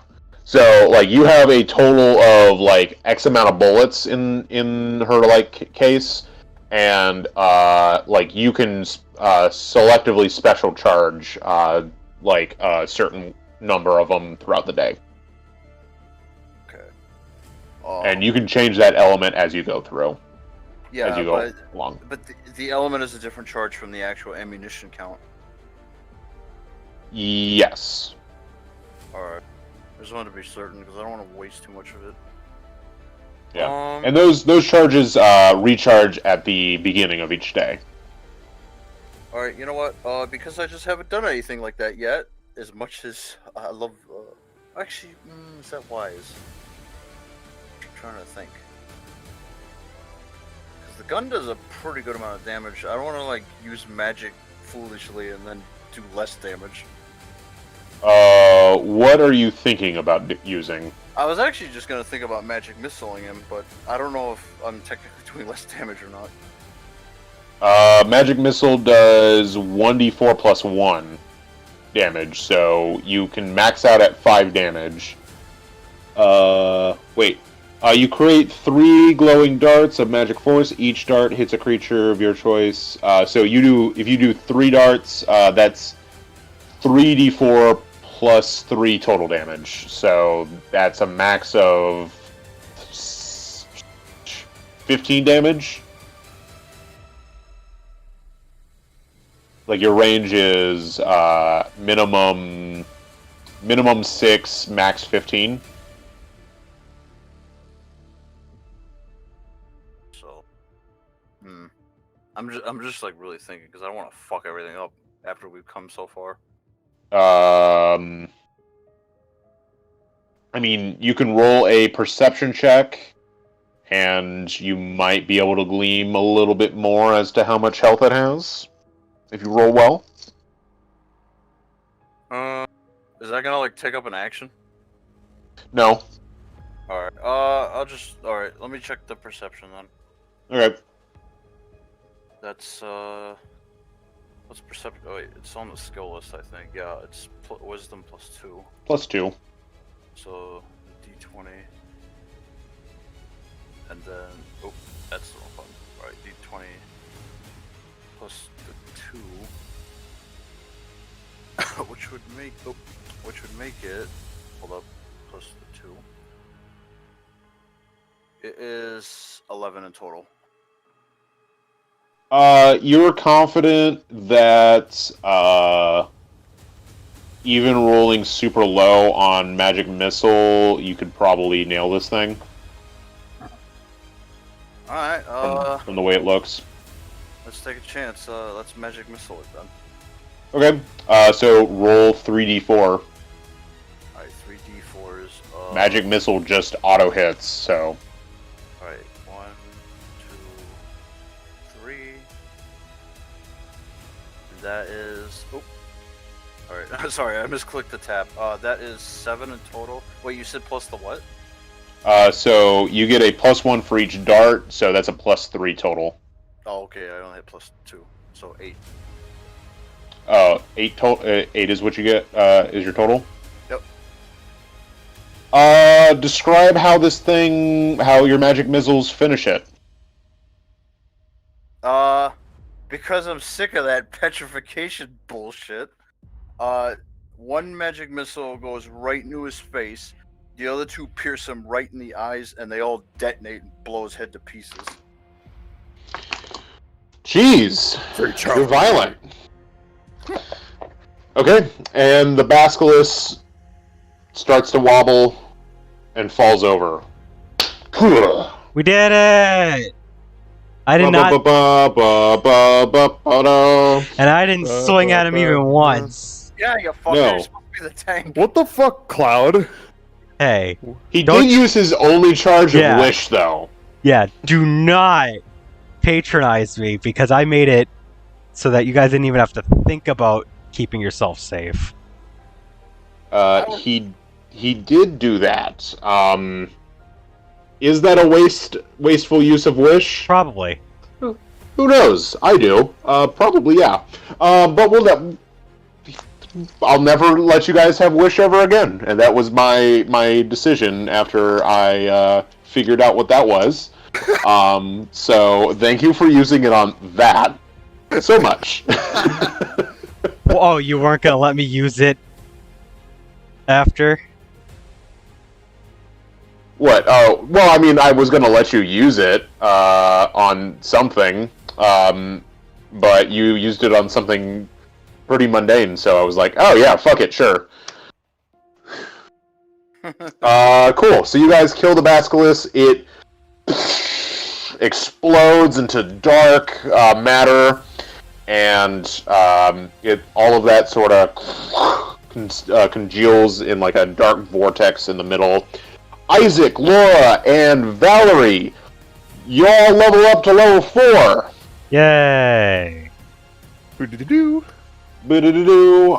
And On top of that, you guys see in this like sort of dark vortex that's left over, Steve feels a little bit stronger.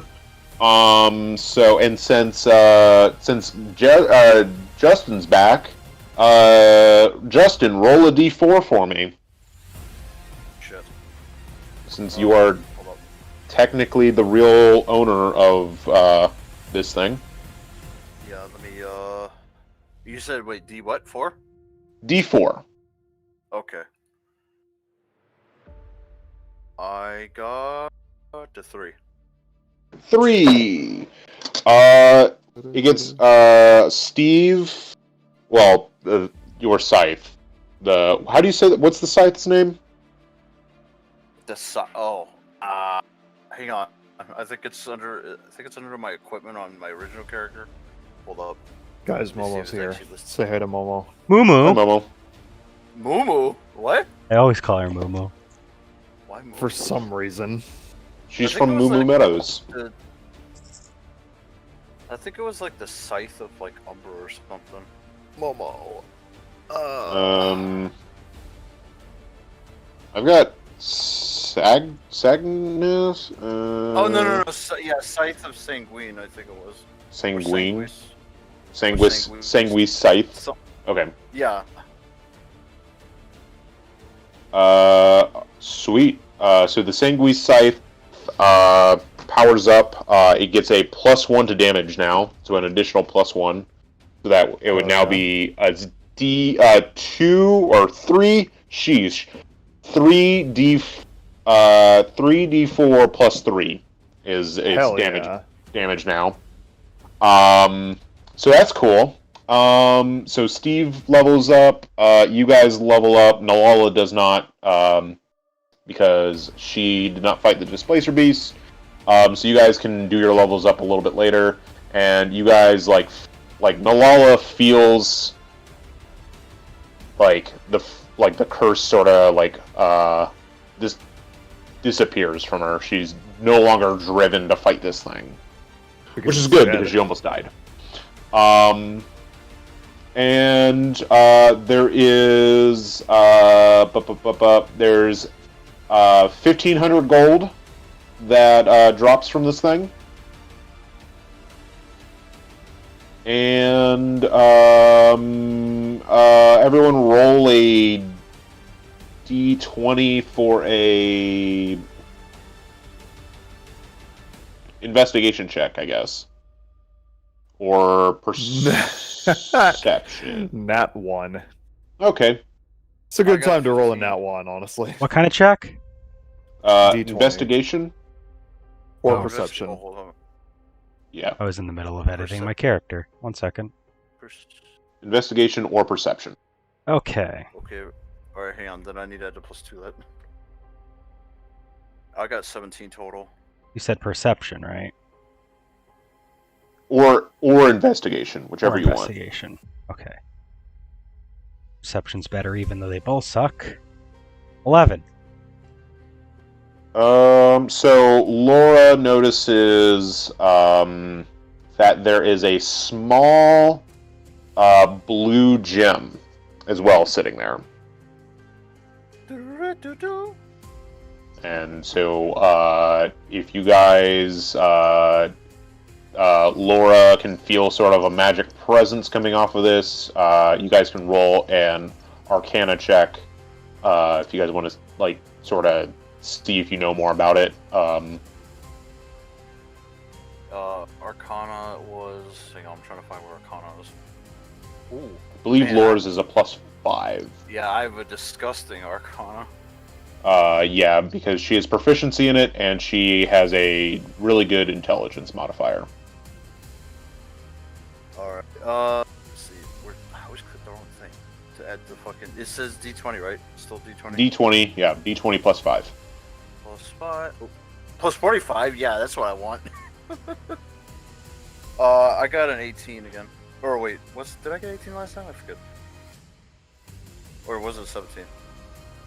I think you said you got a 17 because you said you used perception. Okay, yeah. Okay, then I got Okay, so this is the first time I got an 18. Okay. Even with an 18, you are not 100% sure on what exactly this gem is. Shit. Yeah. Anyone else have a decent enough Arcana to want to take a stab at it? I think I might. 1 second. I'll give it a shot. Laura has a +5. Oh yeah, no, I do And, not have a good Arcana. Fuck that. I got a 17. You also are not quite sure. Fuck. Laura rolled an That 18 and wasn't sure. So That probably needed a 20. Probably. you know what? We'll let Nalala we'll let Nalala take a roll at it. If she gets a natural 20, then she might know something. With all the failing she's done. Hey, she lived. So I can't recharge. She doesn't know anything. You said I can't recharge the wish ever again? No, your wish was a one-time. Like, if you read the text of Luckblade Longsword, the wish is a one-time. Like, the wishes are a one-time use. I'm sure if you found like a powerful wizard, they could imbue wish into your sword again. True. But yeah, the wishes are like they are. I think I told you had 3 charges of it when you found it. I think because I think you rolled like a 1 or something, and I was like, that's boring. You have 3, so technically, I think you have 2 more charges of it. Oh, okay. Gotcha. So I won't be overly mean at you. So yeah, amongst your party, you guys aren't able to quite discern what this gem is, but you feel a very powerful, like, magic, like, emanating from it. So then, yeah, like I said, gem, you guys leveled up, and you guys have 1,500 gold to split amongst the party. Oh, hell yeah. Yeah, do you guys want to do any more exploring this room? What do you guys want to do? Yeah, just search the room, I guess. There's no... If I fondle the Basilisk, will I find anything on him? He turned into dark matter, and all that There's was no left of him fondling. was money and this blue gem. So Oh, okay. you have essentially already done your fondling. Oh, okay. I forgot that Yeah. he like decayed away. Yeah, He became he was a Resident Evil boss. basically. Who's picking up the gem? I'll take it. Isaac's holding onto the gem. All right, I'll write a note of that. Uh-oh. Suddenly, at some point in the story, he explodes. I've got a little tab here that just says It bomb. says Isaac. says that a sword has 1d4 minus 1 charges. While holding it, you can use an action to expend 1 charge and cast the wish spell from it. This property can't be used again until the next dawn. Sword loses this property if it has... Okay, I got it. So because Yeah. it has no charges. Okay. But I said you have. Oh yeah, so you have you have 2 3. charges left. 2. Yeah, So as long as I told don't use both of them, I'll still be able to keep the property of it having charges. I feel like you should never use it twice in one battle. I would hope I think it said you can only use it once per day. Yeah. Like he Yeah. can only use a wish spell once per day with it. Yeah. So it's kind of impossible for you to waste both so quickly. Yeah. So anyway, anyone who wants to investigate the rest of the room, roll an investigation check. Sure. Let's see. Oh, shit. How do I have +3 in investigation? That's 11. Her check skills. 11, 8. 8. 10. What was Hell that, yeah. Laura? That was 10. 10. Can. Okay. So the four of you, I'm not even gonna bother with Nalala, because no, fuck it. I'll be nice. I'll roll. She gets a +3. She could. You never know. She might roll a natural 20. Who knows? She rolled a 17. Okay. So you guys are like looking around, and you're like checking the pillars and the pews and stuff. And you guys move up to the altar, take a look around there, and Nalala sort of finds. She's able to find enough, we'll say, decent. Like she's able to salvage some artwork that wasn't super damaged. That's worth we'll say it's like 1,000 gold total. Yeah. So if you guys find when you guys get to a shop, you'd be able to sell it for like 1,000 gold. All right. Yeah. And so that's what you guys are able to find in the room. Nothing nothing's out of the ordinary here at this point. Also, as you guys sort of start exploring around, with the Basilisk dead, all like the statues that are still fully intact start to slowly the petrification starts to dissipate, and the people start to return normal. Huh. Yay. So you got there's quite a few people left in here. I would say, let's see how many people are left. Let's see. There's about 9 people that are alive, that are actually still alive at the end of it. So you guys can interact with them. What do you guys want to do? I'd like to ask at least one of them what the fuck, how did, what is, I guess, maybe the history of what the fuck has been going on in there? Yeah, so you walk up to one of them at sort of random, and they are in military garb, so they're part of, the Royal Guard. And they say that their squadron was sent out to recapture the Wistful Spire, and when they got to the top floor where the Basilisk was, their entire party got turned to stone almost instantaneously. Ow. Yeah, and you'll get that story from just about anyone. Adventuring parties were put on a quest to go destroy the Basilisk at the top, and it's been this tower has been out of the military's grasp for at least 10-15 years. I believe I said a couple parts ago, and so it is just sort of now you guys were actually able to defeat this thing, and we'll see what happens to the tower later on. Yay. Yeah. Huzzah. So with the tower cleared, what do you guys want to? Do you guys want to move back to the boat? Do you guys want to what do you guys want to try and do?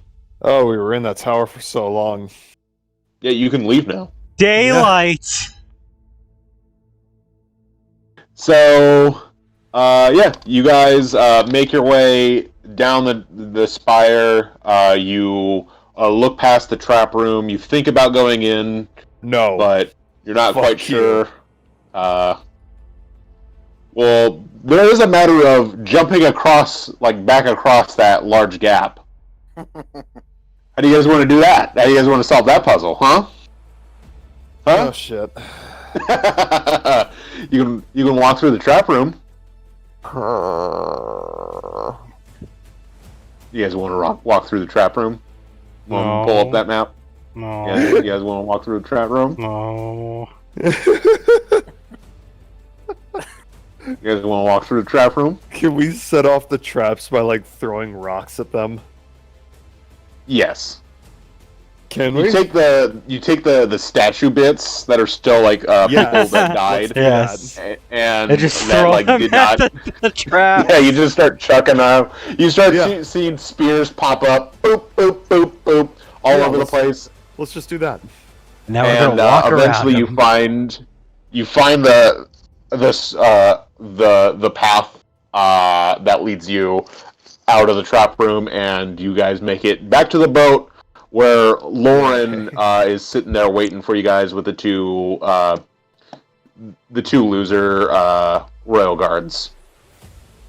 And we're just like, God, it feels like we've been in there for months. How long were we in there? And they were like 15 minutes. It's been like 3 hours at most. You guys did take a like hour-long rest at one point, so That is true. True. yeah. So it's like been like there for like 3 hours. So and then you guys, I guess you guys like with this out of the way, your next objective was to go to Island Town. So Hell yeah. where do you like? Is that where you guys want to start heading? Sure. Soy.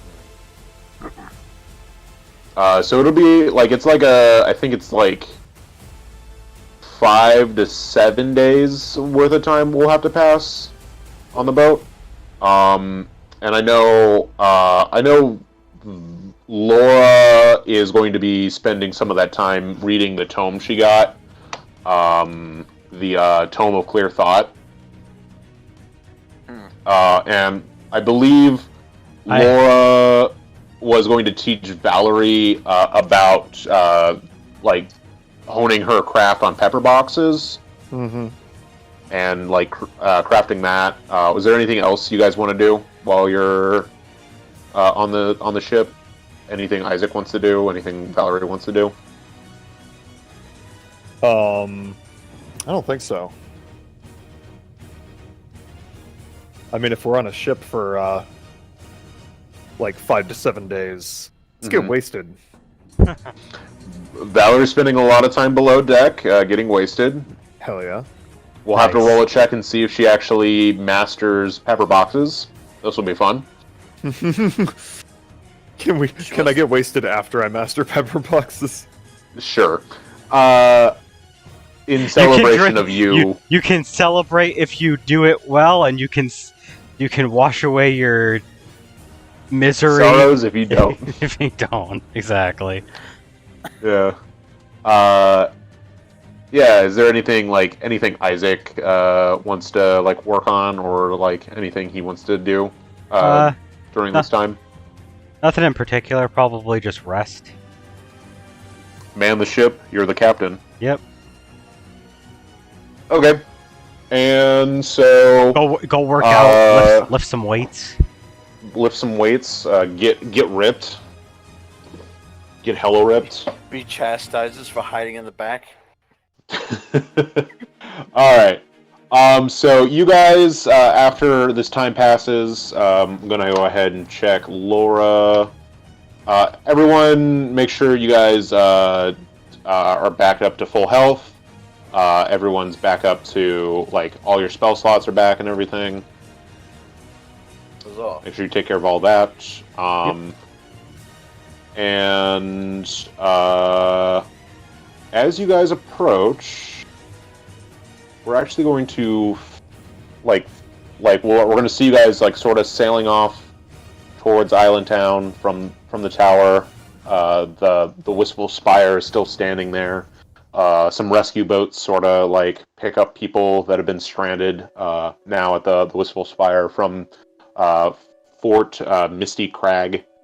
And eventually we just sort of like zoom in on one of the windows of the Wistful Spire, and it's like a dark window. As we fade into that, the entire screen goes black, and we sort of like fade in from there. And Averna, your eyes open up. Oh fuck. and you see all around you. Our familiar faces.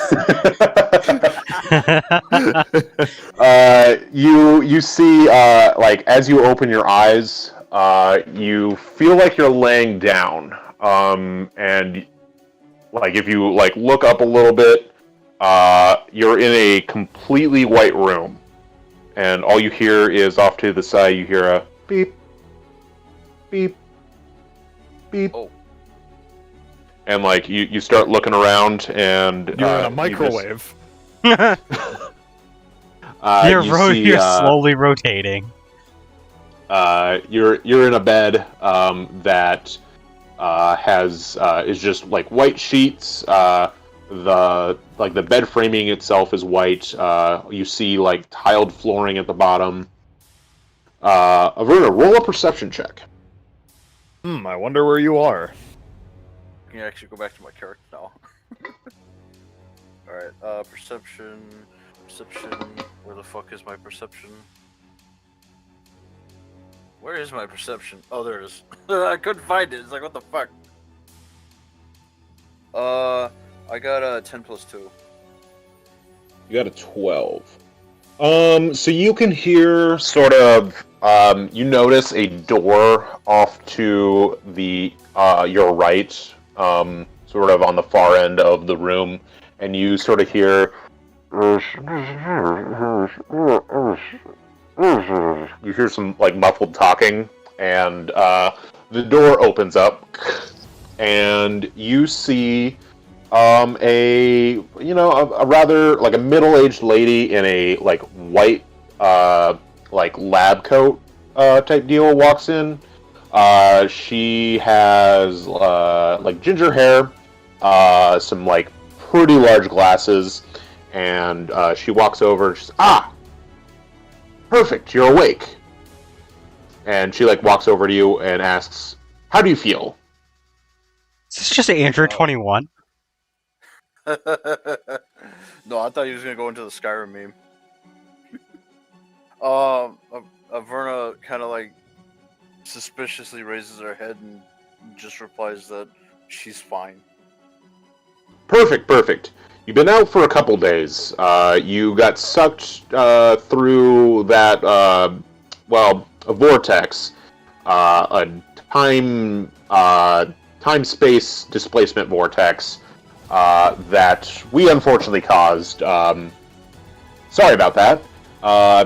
I believe this is actually not your first time through one of our little portals. Obviously, if we remember from Valerie's backstory, she's not from around here. She's sort of got flung into this world. And this doctor says, yes. It's good that you're doing better. Are you able to walk yet? Well, as a vampire, I really don't think that I'm that weak yet. And you notice that you actually have had like a blood drip to sort of like keep you sustained this entire time. So you assume that she actually already knows like your whole situation. Of course, she's gonna like have like a kind of revelation and reach for the scythe that isn't there anymore. Yes, you look around and you notice that your scythe is missing. Roll another perception check. I got 16 plus 2, 18. You notice out in the hallway, the orb of Steve is actually floating out there, and he comes, once you notice him, he comes floating in, and he's like, "Oh, thank goodness, you're still here. I don't know what I was gonna do if, you, never woke up." Oh, good to see you're still around. Hey, thanks. And then the lady in the lab coat sort of says, "So yeah, are are you feeling good enough to walk? I can start explaining some stuff to you if you're feeling up to it. In the essence of time, I'm ready for anything that gets me out of here fastest. Perfect.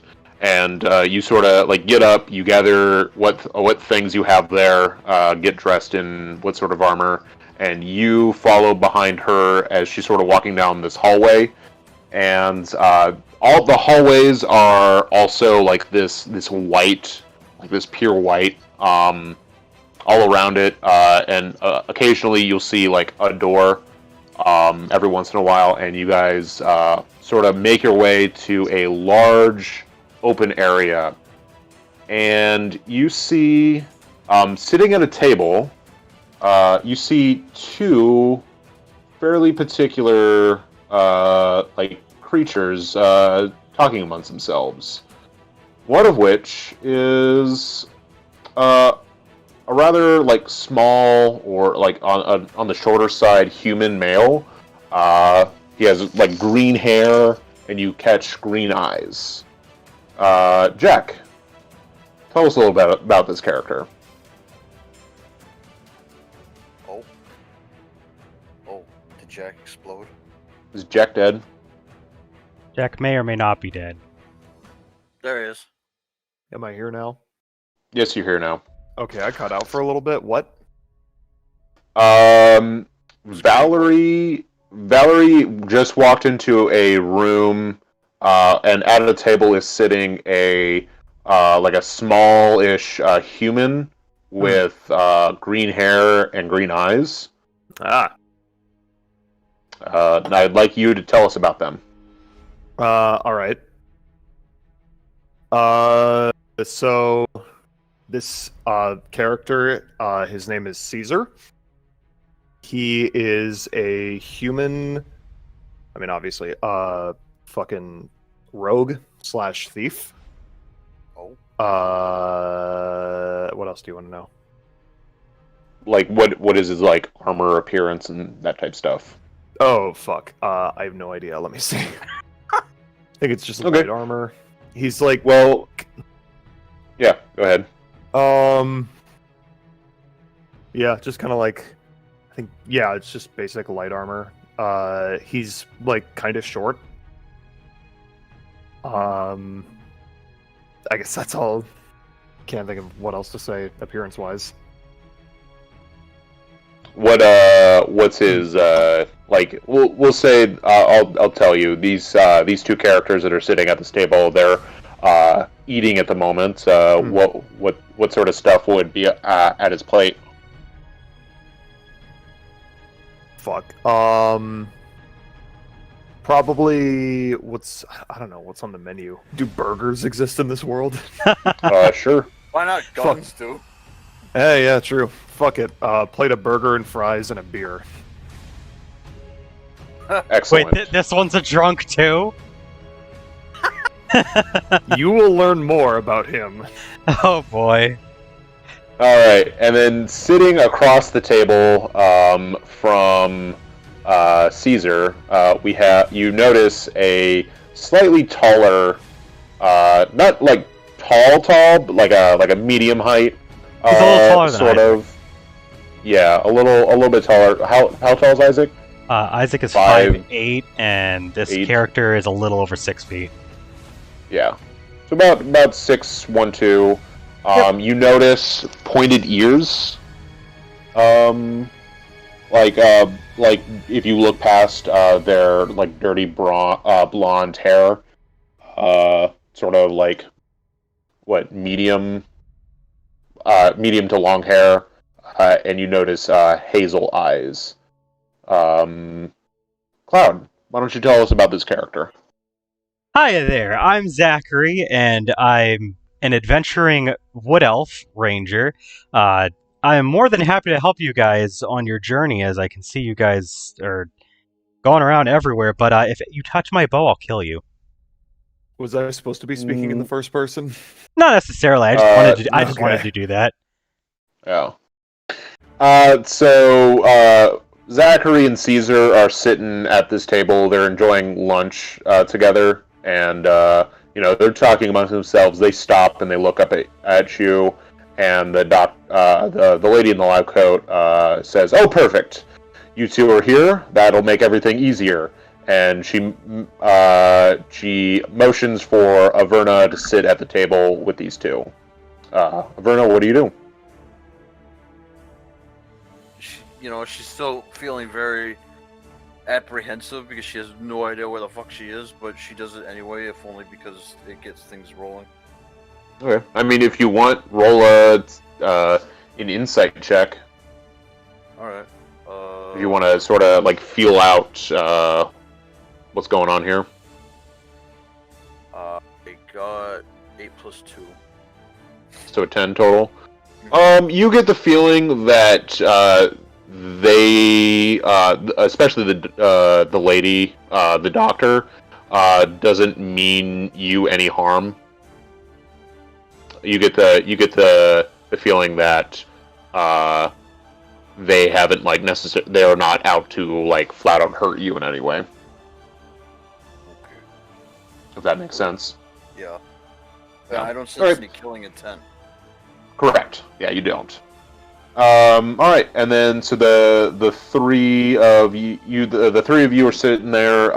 Steve is sort of floating next to you, and she says, "All right.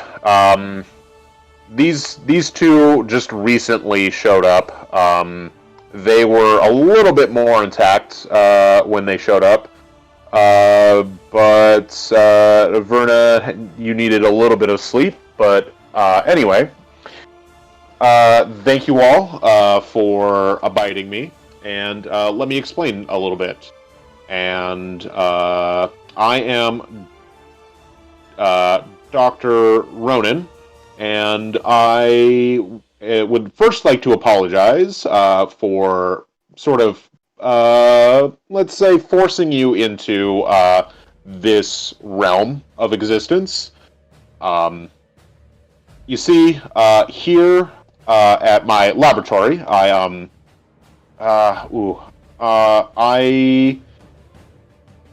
able to explore space-time, and sort of hard to explain. And she sort of like starts stumbling over her words and sort of like looks away and just like is like trying to puzzle together what she's trying to say.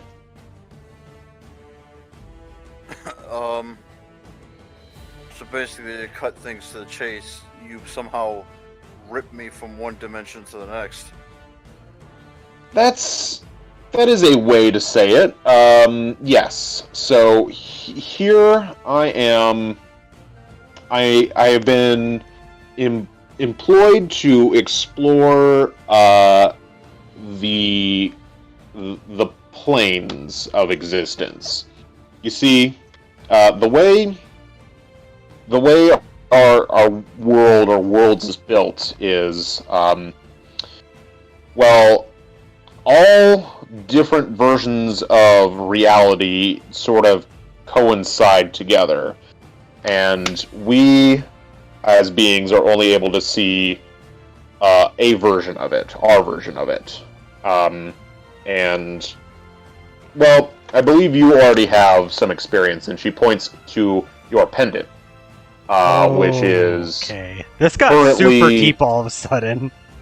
Averna, if you notice, your pendant is black. There's no color to it. And she says, normally we can only see one version of reality. Here in this space, I am able to, there's a weak point in space-time, and we're able to, like, I'm able to move objects between different dimensions, and she's sort of like, she has her hands like up, sort of flat against each other, and then she like moves them aside when she says that. So you're displacing things. Yes. I'm experimenting with trying to pinpoint certain objects in space-time and move them. That is like my main focus. And unfortunately, the side effects of my experimentations have caused you to move from your original reality to this one. And then she sort of like looks off to the side again, like puzzled, trying to figure out where to go from there. Sort of explain it. So if all you've done is displace me, why is it that my scythe has lost its power? Who, your scythe, and she looks like puzzled at you. At that, when you appeared here after switching places with Nalala in my last experiment, you had no scythe on your person. And then Averna gives a frustrated glance because it means that someone has basically stolen her weapon. And if you look over to Steve, he says at this point don't worry, Averna. I was able to build a magical connection with it and deposit part of my essence in it. So I'm able to. I have a indirect link with it to be able to know where it is. Is it at least somewhere that's not, hard to find or something? Currently, and you sort of see the glow in his sphere, sort of like look around. It is at Fort Misty Crag. And nothing travel far. You would know that it's been a few days. Like you have been unconscious for a few days, and that whoever has your scythe has moved from. You guys were originally your party was originally headed to Island Town, and you made that stop at you stopped at a ship, a ghost ship along the way, and you got sucked through a portal, and that's the last thing you remember. And now you are just waking up, and so a couple of days have passed since then, and your scythe has moved from its original trajectory and is now at a fort way off. Well, if it's still moving, then whoever has it is obviously still alive, but, don't know how long that's going to last. I can feel your friends are still in possession of it, he says. But that's about it. I don't know who exactly, but I do feel that your friends still are in possession of it. And he sort of nods to himself to that. Even if they have it, are they even skilled enough or even knowledgeable enough to know how to use it? Yes. I wouldn't worry too much about that per se, because of my essence being in there. A version of me is able to wield it. Oh boy, now we have multiple copies of Steve running around. Well, we already knew that. That was the explanation Isaac and Valerie were given why Steve showed up in the scythe. So this is Steve Prime, the orb, and you have Steve, Beta, whatever you want to call it, is in the scythe. Alpha Steve and Beta Steve. Alpha Steve, yeah, that type thing. But this Steve that is currently talking to Averna, Zachary, and Caesar, and the Dr. Ronan are the ones that are like it is the original Steve, or the original Orbo Steve. Then she turns to the doctor and then basically asks, or she basically states that the pendants have always been two independent colors that seem to transition whenever they're actually used, but what does the black symbolize? So, the black symbolizes you are the area we're in now is sort of slightly apart from normal space-time because of the instability of it in this area where I built my lab. You are theoretically connected to, and she sort of like takes a second to really think about this. You are connected to all realities of Femina at the same time. That's wild. So as long as it's black, I technically exist in all realities. Well, you always exist in all realities. A version of you, at least. But you can only perceive one at a time. The pendant, which I actually am the creator of, lets you switch between realities that you know the existence of. So, for instance, what colors do you have access to at the moment? If you were to leave this world. If I remember, it was wasn't it blue and orange? Yes, yeah, those are the two that the party currently has access to. And she says blue and orange are fairly similar realities, but they sort of differ in certain events. But they are probably the two closest realities you have access to. Blue, and she's sort of like, she's really thinking about how much information she wants to give out right here. So she's sort of like, she has her hands out in front of her, and she's like really thinking, and she goes, blue is where... hard to explain. Orange is a reality in which the railgun, the current railgun, is killed. All three of you roll a history check. Yay! History. History. That's usually one of Steve's best things, I think. It is. Steve would know this. Apparently, it's mine 18. Too, 14.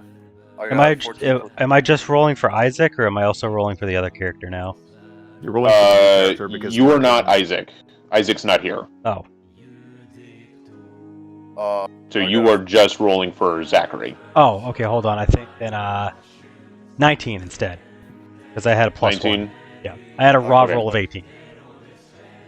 I got a 14 plus 3 is 17. And then what did Caesar get? 14 total.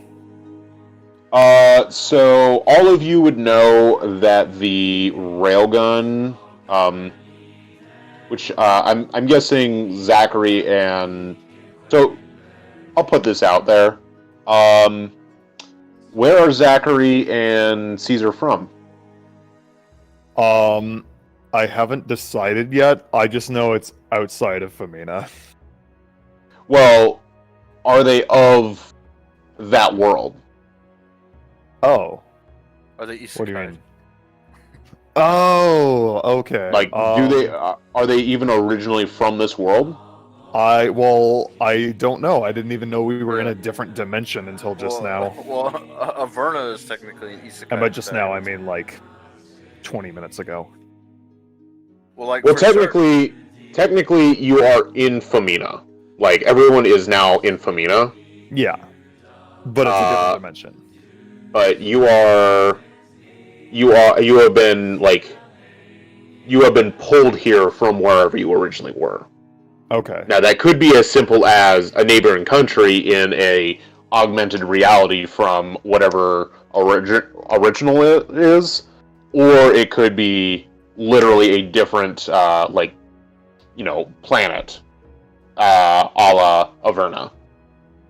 Oh no, just Yeah. just neighboring country. Okay. Yeah, Averna's from her own universe. And then, what about Zachary? Cloud? What's up? Plug. Zachary, where's Uh, she from? Oh, Yeah, have Zachary? you put any thought Yes. as to where Zachary was originally from? Not a named location specifically, but where Zachary is from. He doesn't actually know that if there is a name for his location. He only knows it as a dense continent of only deep forests and vast mountain ranges. There's like almost no civilization.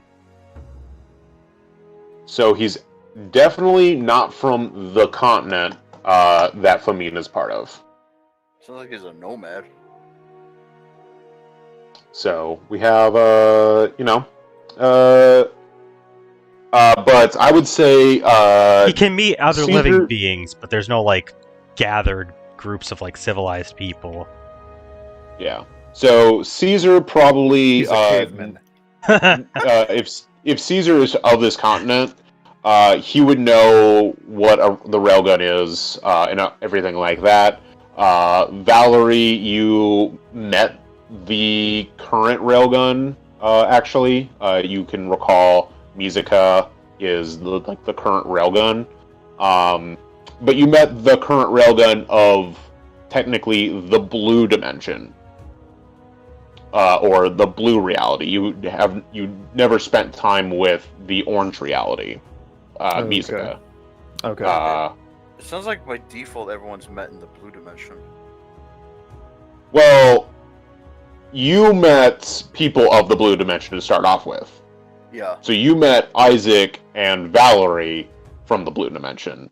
yeah. That doesn't necessarily mean these two are from the blue dimension. It could be that, in fact, Zachary is from this continent, just a different dimension version of it, where like civilization has not popped up in any of the corners of it. And yeah. Oh, sorry. You go ahead. This is an Oh, important. I was gonna say, and Caesar could be of a different like dimension, and as well. Like we haven't like really delved into their backstories yet. Yeah. I only But- just now looked at the chat. Why did Al say my name? Not sure. Wait, I don't know. did you call him out and he didn't answer right away? What did I do? Maybe. I feel like I did something wrong. Oh, You're being scolded. By the Time to way, be how punished. close would you say we are to finishing this session up? Once we get through sort of this explanation of stuff, Okay. Yeah, we're getting a lore yeah. dump. we're getting there. We're almost there. So you know that the railgun is an important character and all that. I'm sure all of you actually know. But he just dabbed. He dabbed on your corpse. Wow. So you are familiar with the concept of the railgun being someone important to the Church of God Knuckles sort of religion, but they are like a powerful female that is granted a like special ability called a railgun. Yeah. And you're familiar with that. And the doctor here, Dr. Ronan, is telling you that the current one in the orange universe is killed at some point. And you're not quite sure what the implications of that are, but that is what's happening. And then she looks back at you, and she's like still trying to piece together what the easiest way to explain the opposite. Like the opposite of that would be the current railgun is still alive, and that like makes the difference between the two. So in some instance, she died. Yeah. In this iteration, something caused her to die, whereas in the other one, she, went on to live. One of the interactions we had earlier, I think when we first got the pendants, a little bit more interesting, because I think somebody didn't really recognize who we were talking about. You received so the original interaction was a guard walked up to you and gave you a box with a note in it that said, put these on within 2 minutes, and it was signed R. Yeah. And then after you guys did that, you put on the pendants, and then they had that blue hue to them, and then you saw like an orange hue cover over the world, and you watched people shift around. You saw certain people that were in one spot of the town were over clear over the other side, and then you saw some people change completely, and a second guard walked up to you and gave you Averna a second box, and that was that whole interaction. Yeah. And that one had a note that said, "This will open at the right time," and it was signed R again. Yeah.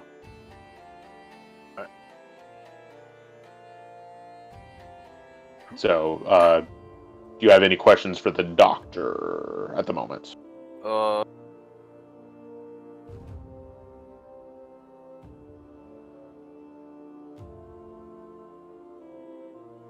Between all of them. Sorry? Oh, did I cut out? Yes. I think so.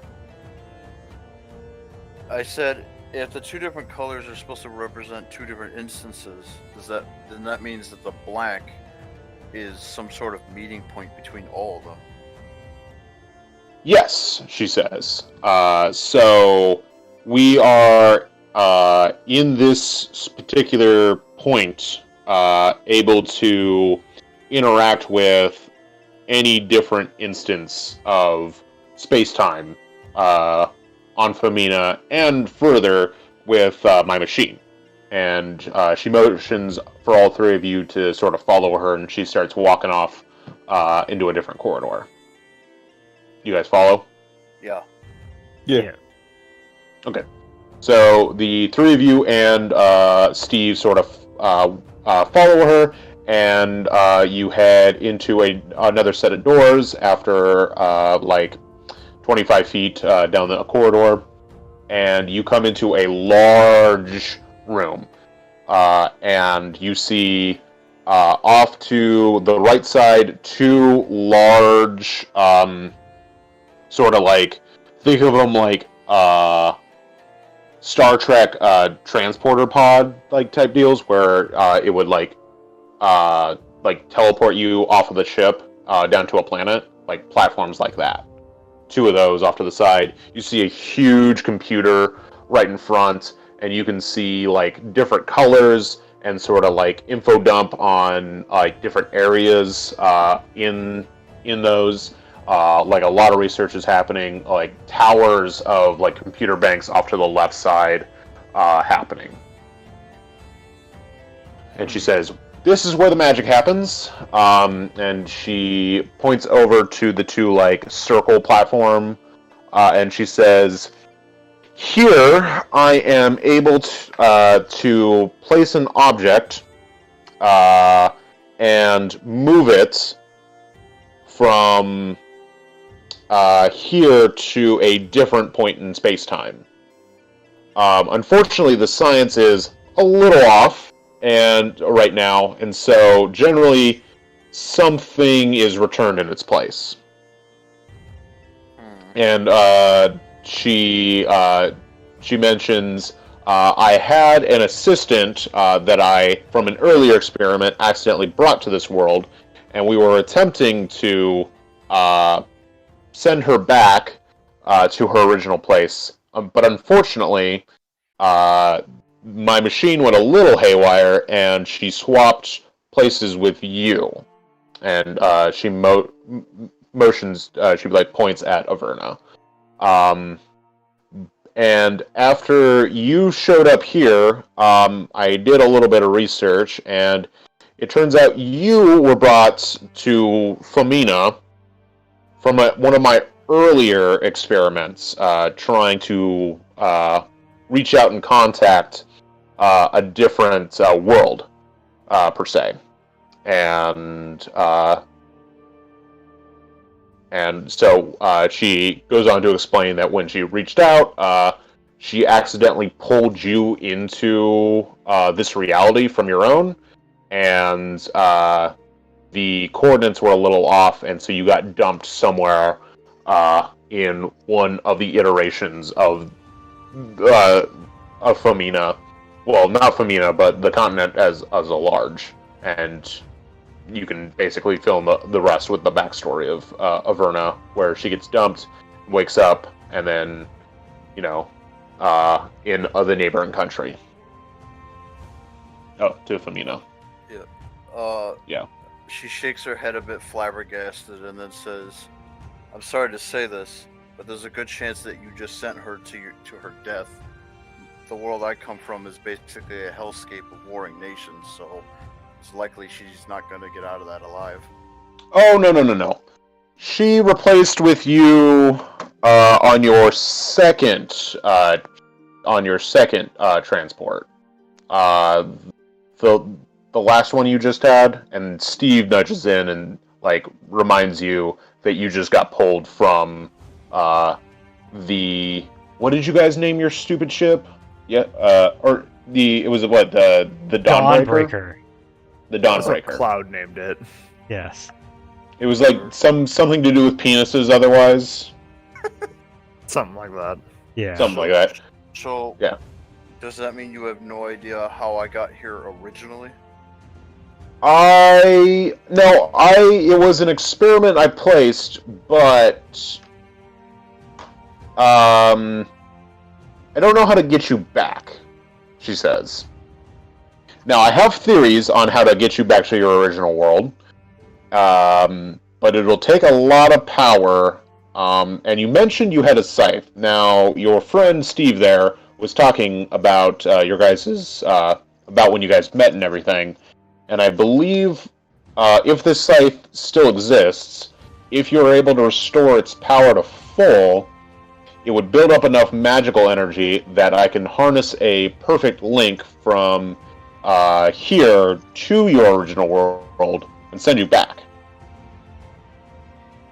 And without sending anything else in response to that, like what happened before.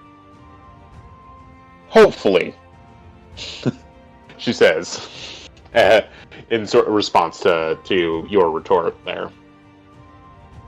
Well, I've been originally looking for a way to get back anyway, so if this is a more surefire way to do it, then I guess we can cooperate. Perfect. So good. Yeah. I believe if you continue to unlock the full power of your scythe, that will help. And you can take these two with you. She points at Caesar and Zachary, and you should be good.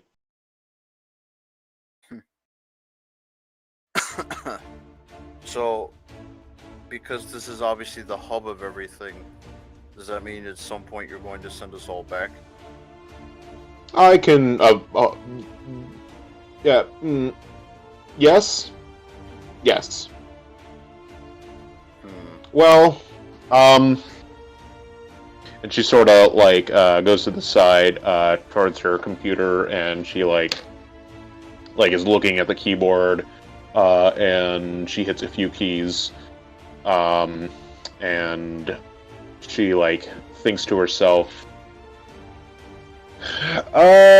Yes. The end goal would be to send you back to where all of you came from, and yes. All right. So, is there a way I can be pinpointed back to where the rest of my group are?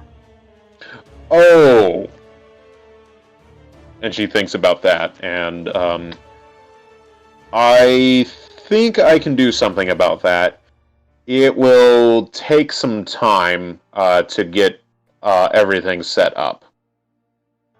So, if you spend some time here training, sort of honing your skills, you should be able to, I should be able to establish a connection with someone else I have been working with for some time now, yes, and get you to your party. Very well then. If that's all it takes, then I guess I'll remain here. Perfect.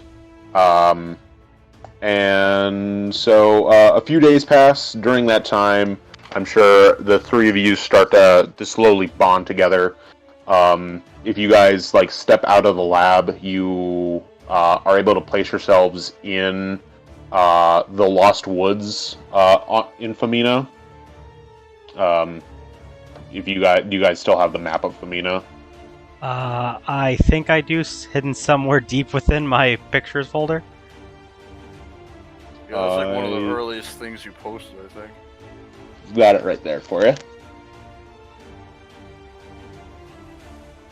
So, you are specifically at the Valley Lodge, is where you're at for Lost Woods.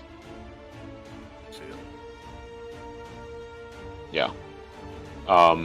And so Wistful Spire is where everyone was currently, and Island Town 69 is sort of where everyone is going. And something you actually are able to, you and Steve sort of figure out a neat little trick because of his connection to your scythe. You are able to conjure, like Steve is able to create a reconstruction of your scythe in sort of like a ghostly form that you're able to like wield. So you don't have your scythe, but you have one that An ethereal version of his scythe. Yeah, you have an ethereal version that you're able to use. What the Spooky ghost fuck? scythe. Yeah. Ghost scythe. Yeah. So yeah, you guys, after a couple days pass, she gathers the three of you and sends and is able. Okay, I have able to pinpoint a clear point in space-time that we will not interrupt anything happening with the current party, and it should be relatively safe for this transfer to happen. Is everyone ready? I'm Yep. good to go. Yep. Okay. There are 2 teleportation pads. Who would like to go first? I guess I'll step forward. Okay. Anyone else? Now Sure. who's all here together? So it is Zachary, Caesar, Averna, and on Averna's person is the Steve. Okay. Zachary will go. Okay. So Caesar, you are going to be in you'll be in the next. Basically, she's going to shoot these 2, and then she'll shoot you by yourself. Okay. Okay. So Averna and Zachary, you step into this teleportation pad, and boom, boom, boom, boom, boom, boom, boom, boom. Pew! You notice the 2 of them disappear, and boom, boom, boom, boom, boom, boom. there's nothing there anymore. And then the doctor says, "Okay, Caesar, your turn." All right. And then you step into one of the 2 teleportation circles, and boom, boom, boom, boom, boom, boom, boom. And then the 3 of you wake up, and you, Averna. So I will say this: during the couple days where you guys were like sort of training and resting and everything, Zachary and Caesar were also given pendants that were synced up to Averna.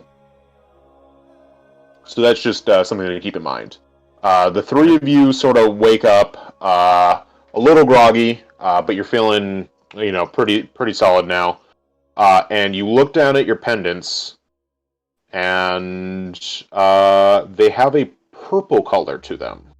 Uh-oh. Oh. Purple. It's the And- 3rd dimension. We are going to fade. We're going to fade into the purple that is on the pendant, and we're going to fade back out. And we are back with Isaac, Laura, Nolala, Valerie, and they have made the week's trip of heading to Island Town. And you guys see, covering the entirety of it, a dome of purple. Uh-oh.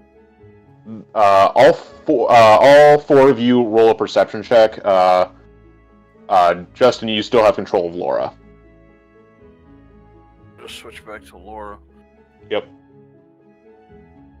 Perception. 4 Perception. being who? Isaac, 17. Valerie, and Laura. Okay. 17. Hold on, let me... A nat 1.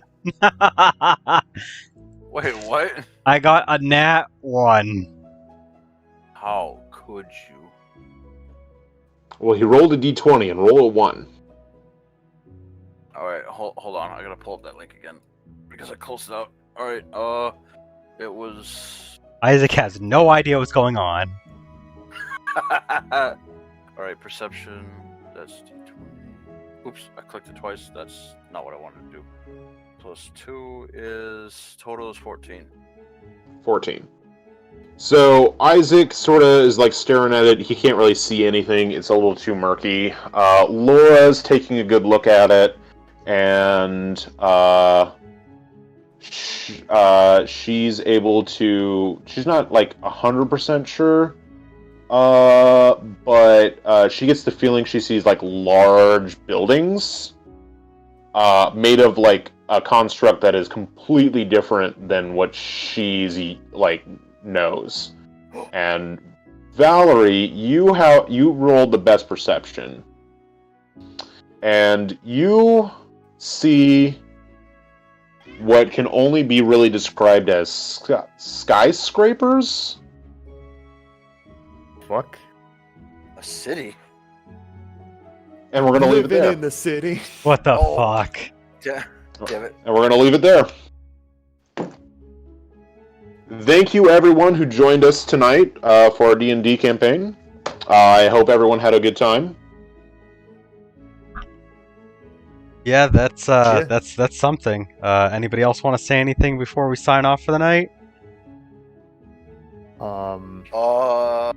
Stop hiding in the back. This is getting multi-dimensional, and I don't know if I'm ready for this.